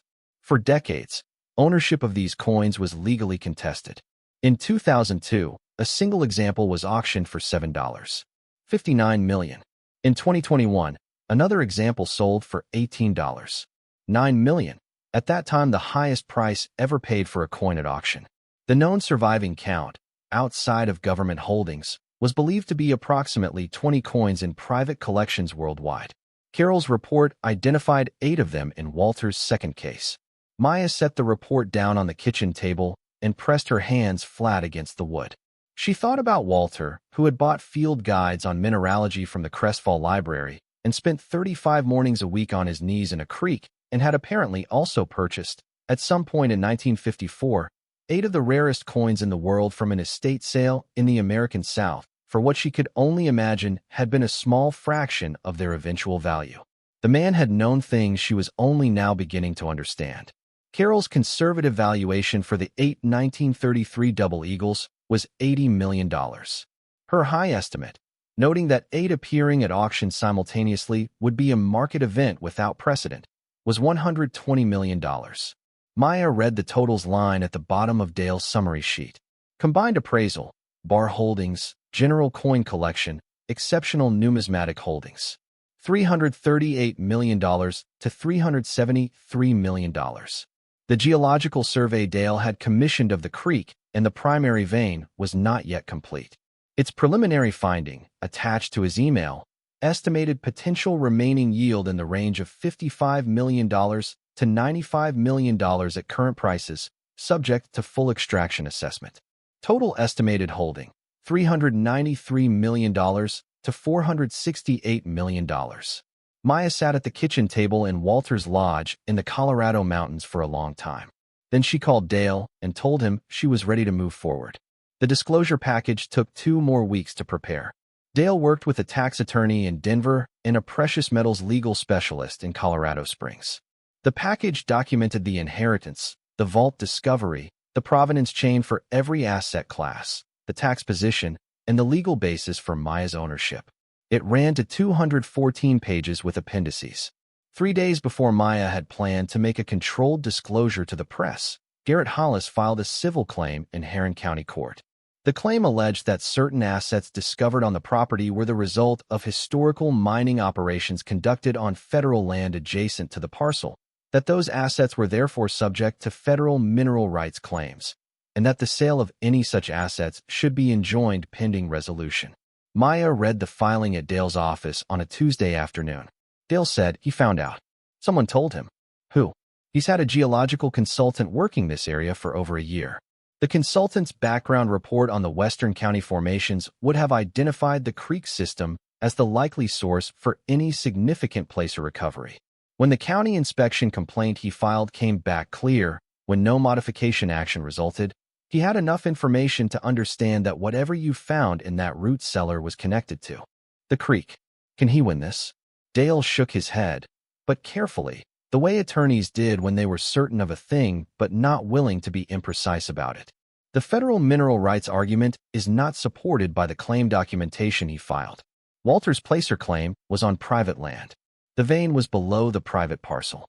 His extraction records showed decades of consistent yield from the same geological zone, all on private land, all documented. The claim is thin, but it's designed to delay, not to win. How long does it delay? 6 months to a year if we fight it conservatively, less if we move aggressively. Maya thought about the 2-week deadline Hollis had given her 6 weeks ago, the one framed as her window to take the money before other parties closed in. She thought about the anonymous county complaint and the geological survey and the 14 months of land acquisition in Western Heron County. She thought about what Walter had written. Do not trust the first offer you receive. She said, we go public tomorrow. Not in 3 days. Tomorrow. Dale looked at her. The disclosure package is ready, she said. The appraisal reports are finalized. The legal documentation is complete. He just made his move. We make ours. Dale was quiet for a moment. Then he said, all right. I'll call the journalist in Denver I told you about. The one who covers natural resources and estate law. Make it 2 journalists, Maya said. Different outlets. He picked up his phone. The press conference was held at the Gunnison County Courthouse meeting room on a Thursday morning because it was the largest neutral space Dale could arrange on 2 days' notice. 12 journalists attended. Dale had notified the relevant state and federal agencies the day before, which was the proper procedure, and also ensured that Hollis's civil claim could not be characterized as prior notice. Maya stood at the front of the room in her work clothes, the same jeans and flannel shirt she wore to the hardware store, and told the story from the beginning. The eviction notice, the letter from the attorneys, the $200 assessment, the drive to Crestfall, the warm wall. She read the number from the appraisal summary. The combined holding between $393 million and $468 million, pending final geological assessment of the remaining creek and vein. The room was quiet for a moment after she said the number. Then the questions started. She answered them in the order they were asked. Yes, the documentation was complete. Yes, the tax position was being addressed. Yes, she had legal counsel. Yes, she was aware of the civil claim filed by Hollis Mountain Development. Yes, she had Walter's letter and was prepared to share excerpts. A journalist from the Denver Post asked, "Can you describe the moment you realized what you had found?" Maya thought for a moment. She said, "My daughter told me the walls were warm. She's 7. She was in the root cellar checking on the carrots I'd stored down there, and she put her hand on the floor and said the walls were warm. That's how it started." The reporter wrote something down. "You did this alone?" Another journalist. "Not entirely. My daughter found the warmth. My attorney helped me navigate what came after. The appraiser and the coin specialist did the work that confirmed what was there." Maya paused. "And Walter did 35 years of it before any of us arrived."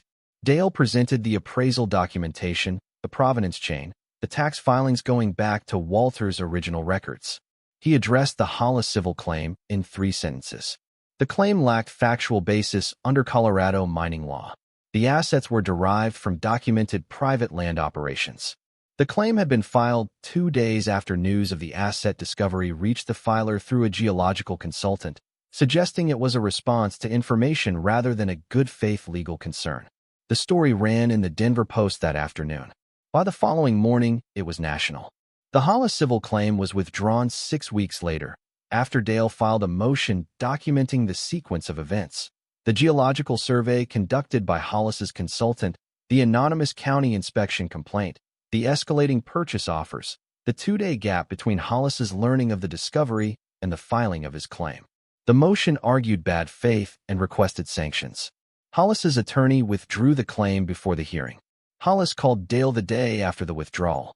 Dale told Maya he had called. She said she did not need to speak with him. She did not. The federal mineral rights question required a separate resolution. A specialist in federal land law reviewed Walter's documentation and confirmed that the placer claim and the vein operations were conducted entirely within the private parcel boundaries. The federal claim had no grounds. A letter from the Bureau of Land Management confirmed the same position 4 months after the press conference. The tax resolution took 8 months. The estate tax attorneys worked from Walter's original filings forward, establishing the documented chain of acquisition and yield, paying what was owed, obtaining clearance. The figure they ultimately settled was substantial, as Dale had said it would be. But what remained after settlement was still a number Maya could not hold in her head without deliberate effort. Carol testified in a Denver courtroom 2 months after the press conference, in a proceeding unrelated to Maya's case, about the 1933 Double Eagles. A numismatic foundation had filed a claim arguing that the coins should be examined by an independent committee before they could be sold. Carol's testimony, which ran for 4 hours, established the coin's provenance from the 1954 Southern estate sale through Walter's acquisition records. The foundation's claim was dismissed. Maya did not sell the coins immediately. She put them in a climate-controlled storage facility in Denver under Dale's oversight while the legal landscape clarified.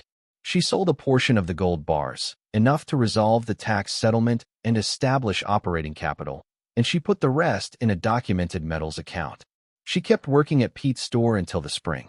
She told him why she was leaving on a Thursday afternoon, after closing, when the store was quiet. She told him the full story from the beginning. He listened without interrupting, which was consistent with his general character. When she finished, he was quiet for a moment.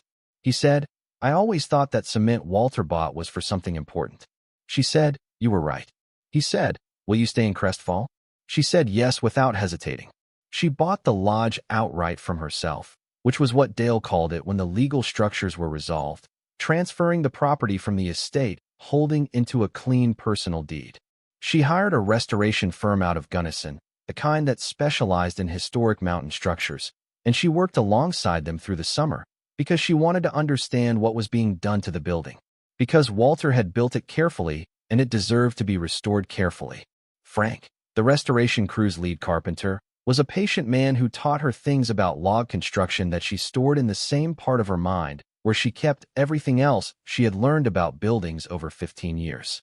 She helped with the finish carpentry on the great room, the detail work around the fireplace where Walter's name was carved, and the restoration of the porch to something close to what it had been in the photographs she had found in the documentation cabinet, photographs Walter had taken of the lodge in the 1950s when it was new.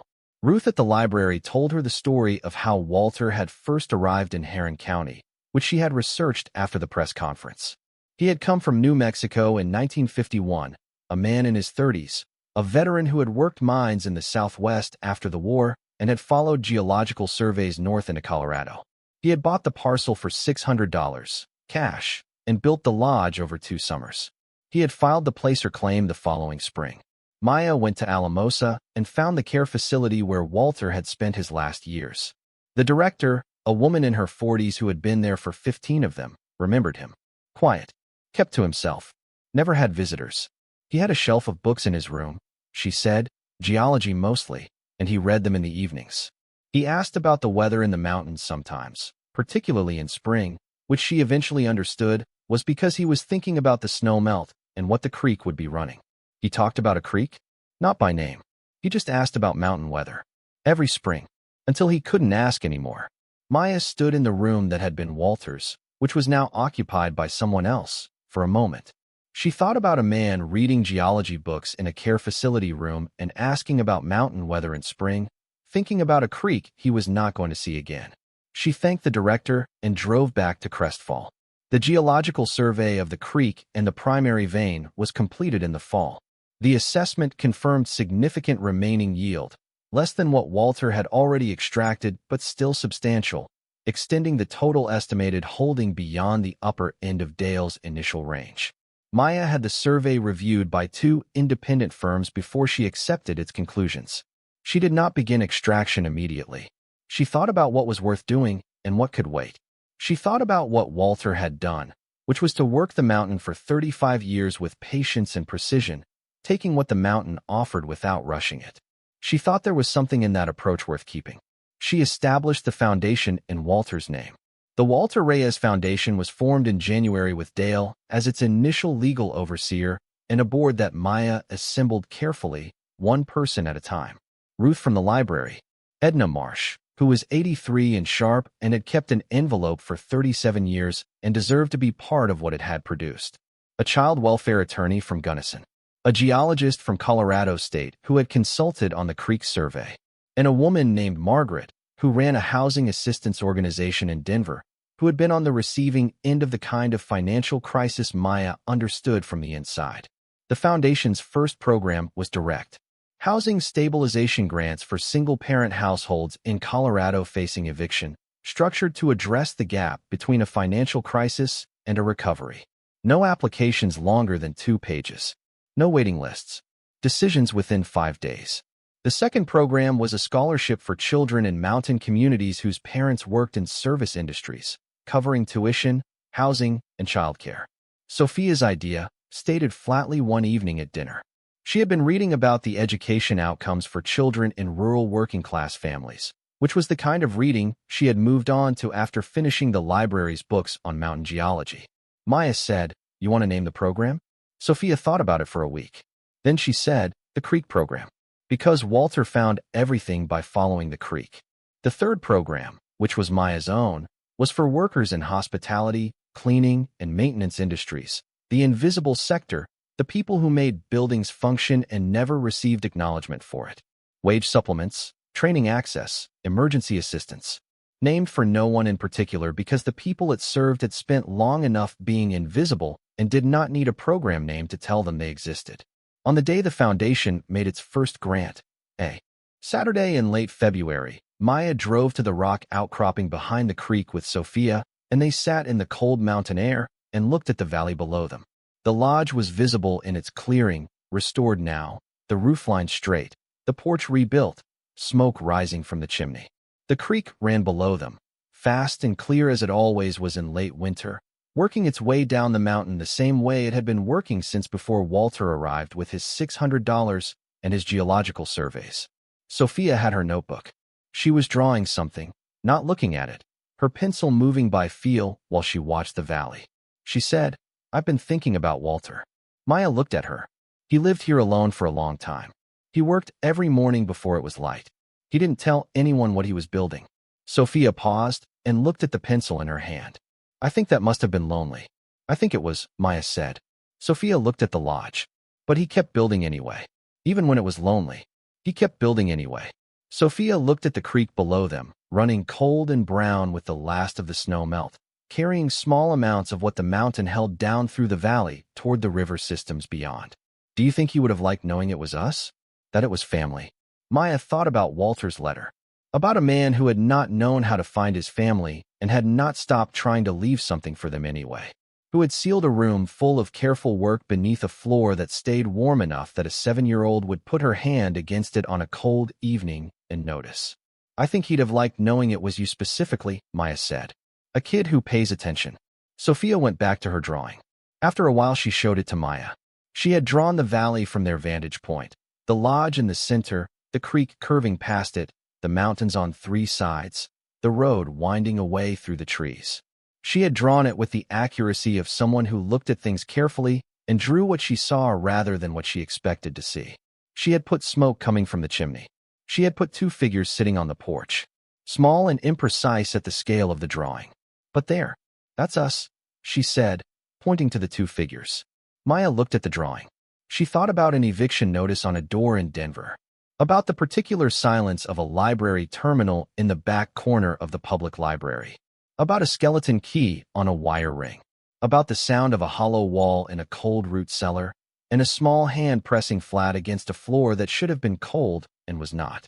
She thought about 341 gold bars on shelves built from timber cut on a Colorado mountain, and 8 coins in a case that had waited in darkness for 37 years, and a creek that still ran, and a letter that said, "I am sorry I never found you, and I hope this makes a portion of that right." "Yes," she said. "That's us." The creek ran below them in the February cold. The smoke rose straight from the chimney in the still air. The mountains held the valley on 3 sides, the same mountains Walter had looked at for 35 years of mornings before anyone else was awake to see them. The foundation's first grant check had been signed and delivered that morning to a woman in Colorado Springs, a single mother of two who worked the morning shift at a hotel downtown and was 3 months behind on her rent. The check was for $4,200. Maya had written it herself. Teresa Garza worked the 5:30 to 2 shift at the Marriott on Cascade Avenue in Colorado Springs.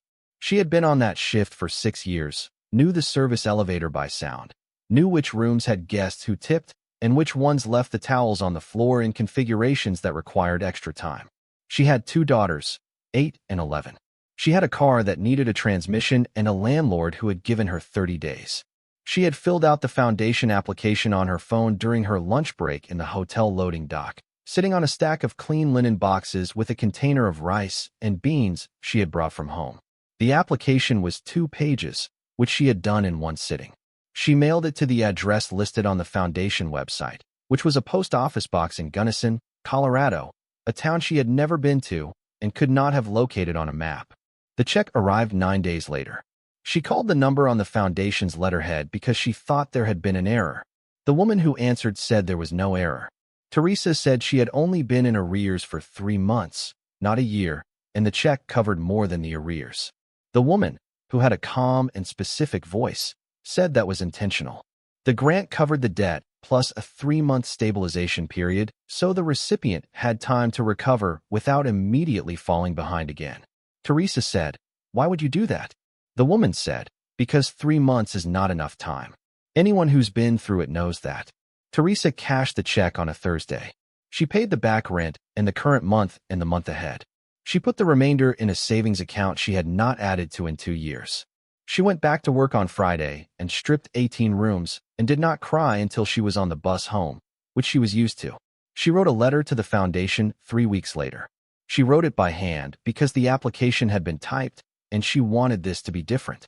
She said she did not know how to explain what the check had done except that it had given her enough distance from the edge that she could see the edge again as a specific place rather than everywhere she looked. Maya read the letter at the kitchen table on a Monday morning. Then she put it in the folder she had started keeping, Foundation Correspondence, which was already thicker than she had expected after 6 weeks. She thought about what Teresa had written, enough distance from the edge that she could see the edge again as a specific place. She had written that sentence without knowing she had also written a definition of what the foundation was trying to do and why, and the precision of it stayed with Maya for a long time. The town of Crestfall had a complicated relationship with the attention that arrived in the weeks after the press conference. The media came first, which was predictable. Satellite trucks in the gas station parking lot for 2 weeks. Reporters standing on the gravel at the entrance to Maya's driveway, which she had gated and locked, calling questions through the fence that she did not answer on her way to and from work. Pete installed a second telephone line at the hardware store to handle the volume of calls from people who had found the store's number and were attempting to reach Maya through it. He did not give her number to anyone. He told this to Maya on a Saturday in a tone that required no acknowledgement. Ruth at the library had a different problem, which was that researchers and journalists and curious people in general had discovered the library's archives and its collection of Crestfall Courier microfiche, and were arriving with requests that exceeded what the library's single-room structure and 2-day-a-week staff could accommodate. Ruth hired a part-time assistant from the discretionary fund the foundation established for Crestfall civic institutions in the spring. The assistant was a college student who drove up from Gunnison 3 days a week and had good research instincts and did not ask unnecessary questions. The town itself did not change in the ways that towns sometimes changed when they became the location of a story. There was no sudden tourism industry, no gift shops appearing with vault motifs on their signage, no rebranding of the diner as the Gold Rush something. Crestfall was a practical place whose residents had made specific choices to live at elevation in a county with limited services, and the practicality carried through. What changed was quieter. More people knew Maya's name when she walked into the hardware store. More people stopped to talk in the gas station parking lot. A woman at the school pickup line told Maya that her sister had applied to the Creek Program scholarship and had been accepted, and then stood still for a moment as if deciding whether to say anything else, and then said thank you in the particular tone of someone who was not thanking the person in front of them, but someone further back in the chain. Maya said, thank her sister for applying. She meant it. The gratitude that went in both directions in those exchanges, the one flowing toward Maya and the one she felt toward the people who used what the foundation offered, that current was the part of the work she had not anticipated and could not have designed for. The documentation cabinet in the vault held more than the assay records and the tax filings. Maya had gone through it in layers, pulling folders and reviewing them in sequence, setting aside anything that was not immediately relevant to the legal and tax process. In the third layer down, beneath a set of purchase receipts from a coin dealer in Denver dated 1964, she found a bundled collection of letters held together with a rubber band that had hardened and cracked with age and fell apart when she touched it. The letters were addressed to Walter at the Coldwater Lodge address. The return address on each one was a post office box in Albuquerque, New Mexico. The handwriting on the envelopes was familiar in a way she could not immediately place. She opened the first one. The salutation read, "Walter, it's Ricardo." Maya sat down on the vault floor. The letters spanned from 1958 to 1963. 11 of them, in her father's handwriting, which she recognized from the birthday card he had sent her the year before he died. A card she had kept in a box with the photographs because it was the only thing she had with his handwriting on it. She would have recognized those letters anywhere. Ricardo had been living in Albuquerque in 1958, working at a machine shop, recently married to a woman named Carmen. The early letters were careful, formal in the way of someone writing to re-establish contact after a rupture. He asked about the lodge. He asked about the mining. He told Walter about his work and his marriage in the measured way of a person offering information as a gesture of good faith. Walter's responses were not in the cabinet, but Ricardo's letters made the shape of them visible. Walter had written back.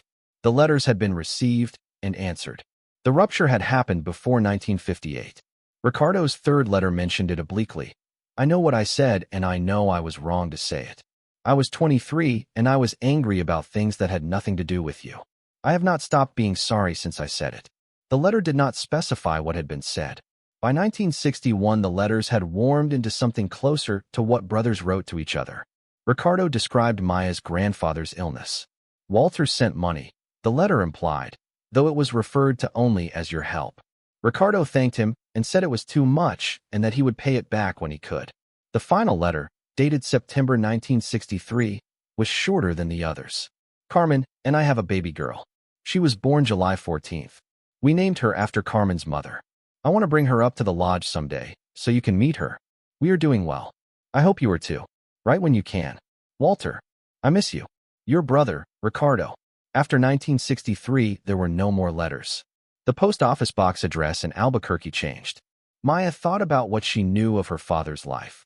The moves between New Mexico and Colorado, the years of work that left him tired, the flannel shirt with the torn pocket. She thought about what she did not know, which was almost everything from before she was old enough to form memories. She thought about what Walter had written in August of 1987. "By the time I tried, Ricardo was already gone. Her father had died when she was 9. She was born in 1990. The last letter was from 1963. Somewhere in the 27 years between her father's last letter and Walter's sealed lodge, the connection had been lost again, and neither of them had managed to re-establish it before one of them was gone." She took the letters upstairs and put them with the photograph from the documentation cabinet, the only photograph of Walter she had found, a black and white image dated on the back 1959, a man standing beside the creek with the mountains behind him and a pan in his hand and his face in a squint against the sun. He looked like someone she might have recognized on the street. She looked at it for a long time. Then she put it with the letters and the 2 photographs she had of her father and left them all together in the same place, which seemed like the right arrangement. She went to the creek on a morning in late March, the first genuinely warm morning of the season, when the snowmelt was running hard and the water was high and cloudy with silt. She brought rubber boots from the tool shed and waded in at the bend where Walter's placer claim documentation had identified the primary collection point, downstream of the outcropping, where the creek widened and slowed. The water was cold enough to be uncomfortable even through the boots, the cold that came from snowmelt and not from depth. She stood in it and looked up at the creek's course, at the way it came down from the high ground between 2 ridgelines, and then at the way it bent around the rock shelf downstream, which was where the Geological Survey had confirmed the highest historical yield concentration. She understood, standing there, why Walter had done this every morning.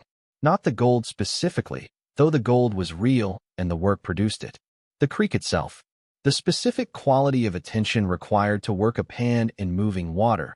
The way the motion of the water and the motion of the pan required you to focus on nothing else.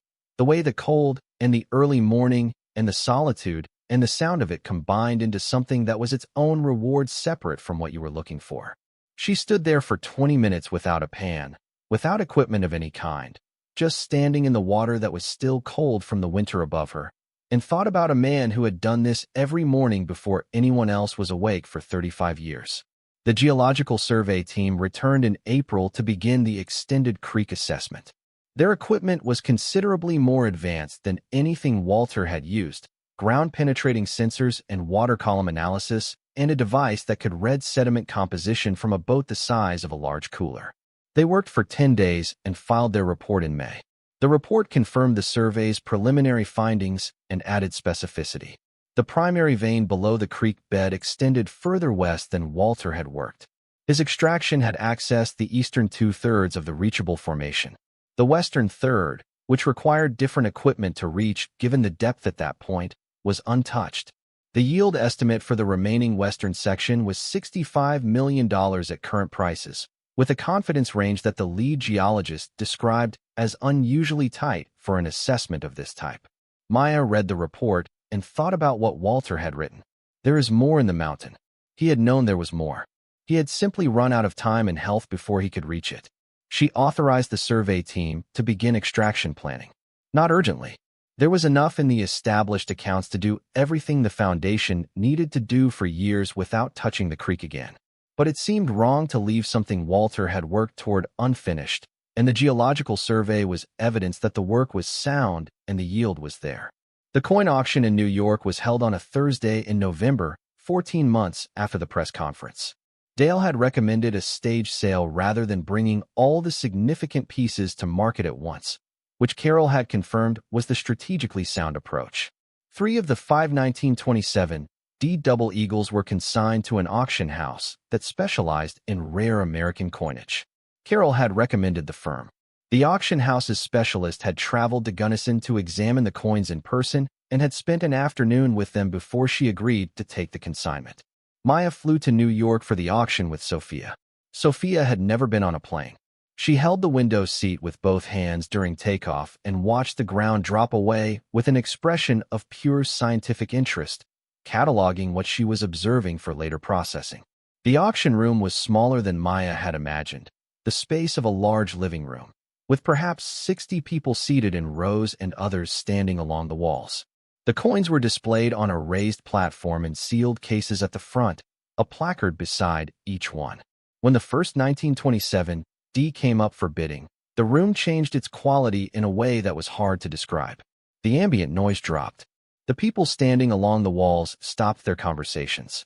The auctioneer moved through the opening increments quickly, and then the pace changed, 2 bidders remaining, one in the room and one on the phone, and the numbers moved upward in increments that Maya watched on the board with her hands quiet in her lap. The hammer came down at $1. 94 million. The room exhaled. The second and third coins brought $2. 1 million and $1. 87 million respectively.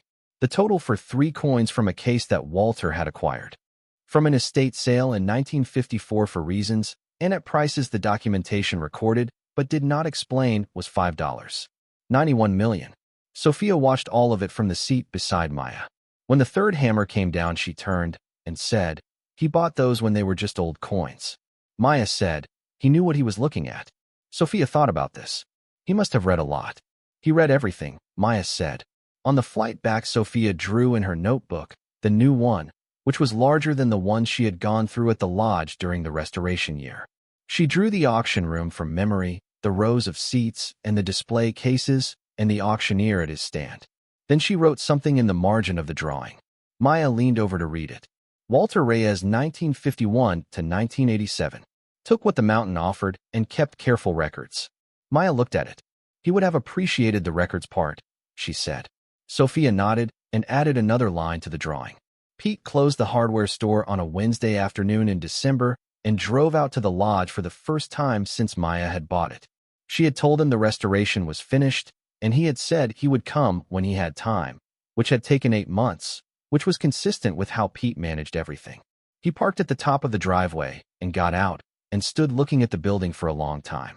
The lodge looked now like what the 1959 photograph had shown it could be, the log walls cleaned and rechinked, the roof straight and true, the porch rebuilt to the original dimensions with new timber milled to match the old. The creek was audible from the driveway. The mountains stood on 3 sides in the December cold, the high peaks carrying their first serious snow. Pete walked up the porch steps, which did not flex under his weight. He put his hand on one of the porch posts. Old-growth timber in those originals, he said. You can't get this anymore. They were worth saving, Maya said. He looked at the restored chinking between the logs. At the iron hardware on the front door, which Maya had sent to a metalwork restorer in Montrose and gotten back cleaned and reset. At the chimney stack rising straight above the roofline. He said, Walter would have approved of this. Maya said, I hope so. Pete looked at the carved name above the fireplace when they went inside, Walter, in rough block letters, and stood in front of it with his hands in his jacket pockets. He turned to look at the great room, the restored floors, the furniture uncovered and cleaned, the trophy heads on the walls that Maya had decided to leave because they were part of what the lodge was, and removing them would have been a kind of editing that was not hers to do. He said, What's it going to be? Maya said, A place to use. We'll host foundation events here. Some of the scholarship recipients come up for summers. There's a program starting in the spring where single parents who are in the middle of the creek scholarship can bring their kids and stay for a week. The creek, the mountains. Time that isn't about work. Pete nodded slowly. Walter spent 35 years making this place what it was, she said, and then he sealed it up. I didn't want to seal it again. Pete looked at her. He said, Smart man, Walter. Then he went to the kitchen to look at the restored range, which interested him from a mechanical standpoint, and Maya let him look. The foundation board met for the first time in the completed lodge in January, which was Edna Marsh's idea. She had said it at the second board organizational meeting, sitting at Dale's office table in Gunnison with her cane propped against the chair leg and her hands folded on the folder of materials in front of her. We should hold the first real meeting at the property. It should start there. No one disagreed with Edna. She came in the passenger seat of Maya's truck, which required a slow drive on the gravel road, and she looked at the lodge when it appeared at the end of the driveway with an expression that was harder to read than most of her expressions. Maya said, What are you thinking? Edna said, I drove past this gate every few weeks for 30 years. Wondering. She was quiet for a moment. It's better in person. They ate lunch in the great room, the board and Dale and Sofia and Pete, who was not on the board, but who Maya had invited because it seemed right. Ruth had driven from Crestfall. Margaret, the housing assistance director from Denver, had driven up the night before and stayed in the restored guest room on the second floor and told Maya at breakfast that she had slept better than she had in years, which she attributed to the altitude and the silence and the weight of the mattress. After lunch, the board members walked through the lodge in pairs and small groups the way people did in places that warranted attention. Maya found Edna in the kitchen, standing at the window above the sink that looked out at the creek. He filled this kettle every morning, Edna said. I used to see his light on from the road sometimes, early, before anyone else was up. Always the kitchen light first. Maya stood beside her and looked at the creek. Edna said, I think about whether I should have done something different. After he stopped coming around, whether I should have gone up to the gate and knocked. Maya thought about it honestly. I think he would have answered. I think he was lonely, and he didn't know how to stop being lonely. But I don't think you could have changed the shape of it. He made a very specific choice about how to live, and that choice had costs he accepted.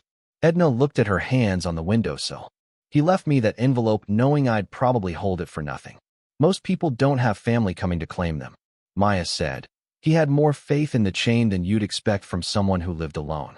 Edna smiled at that, a small and specific smile. He was always paying out that kind of faith. In the creek, in the mountain, she looked up at the high ridgeline visible from the kitchen window, the rock and snow of the high country against the winter sky.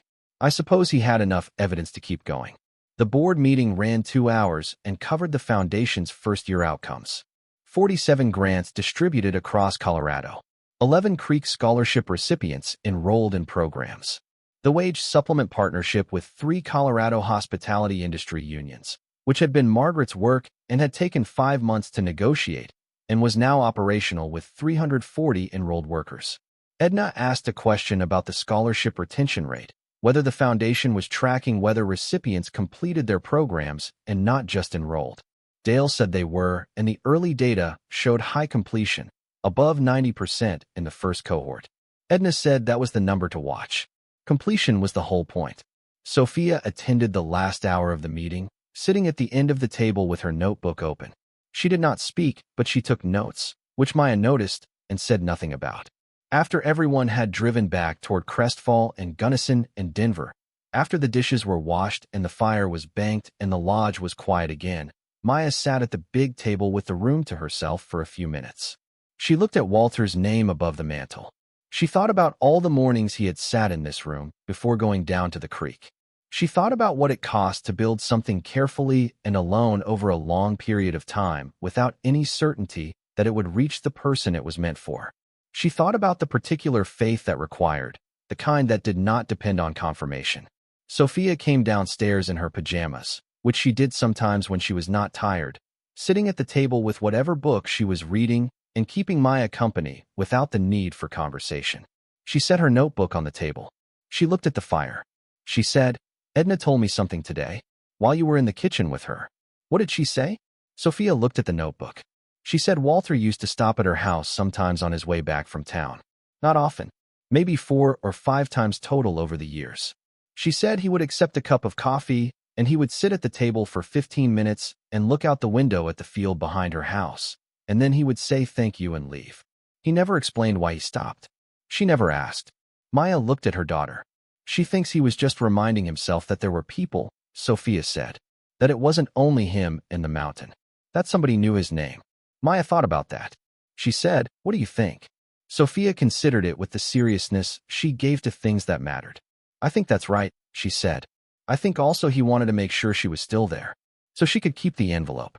Maya looked at Walter's name in the wood above the cooling fire and thought about a man who drove past a woman's house 4 or 5 times in 30 years and sat at her table for 15 minutes and then drove home in the dark, doing the thing he needed to do to keep going without knowing exactly why it was necessary. The small maintenance of connection. The specific acts that held a life together when a life was mostly alone. The creek was audible from where they sat. It ran in all seasons, slowing in winter but not stopping, the mountain feeding it constantly from the snowpack and the springs that came up through the bedrock below the tree line. It had been running like that before Walter arrived with his geological surveys and his $600. It would be running long after everything built on its banks had changed into something she could not predict. Sofia opened her notebook to a new page and began drawing. Maya watched the fire. Outside, the mountain held its cold in the January dark, and the creek ran through it, and the foundation's second grant cycle was open, and Teresa Garza in Colorado Springs was 2 months into her nursing certification program. And somewhere in the soil of the creek bed the gold that Walter had not reached was waiting in the patient way of things that had no reason to be anywhere else. The kettle on the restored iron range began its low sound, almost not a sound, the first stage of heating before the whistle. Maya got up to make tea. Stories like this remind us that starting over is terrifying, but it is always possible. If you or someone you love is facing a total reset right now, whether from a divorce, a loss, or a financial disaster, you need a plan. Scan the QR code on your screen or click the link below to get the Phoenix Blueprint for just $17. It gives you the exact steps you need to take in the first 48 hours and a 90-day plan to get your independence back. Thank you for watching.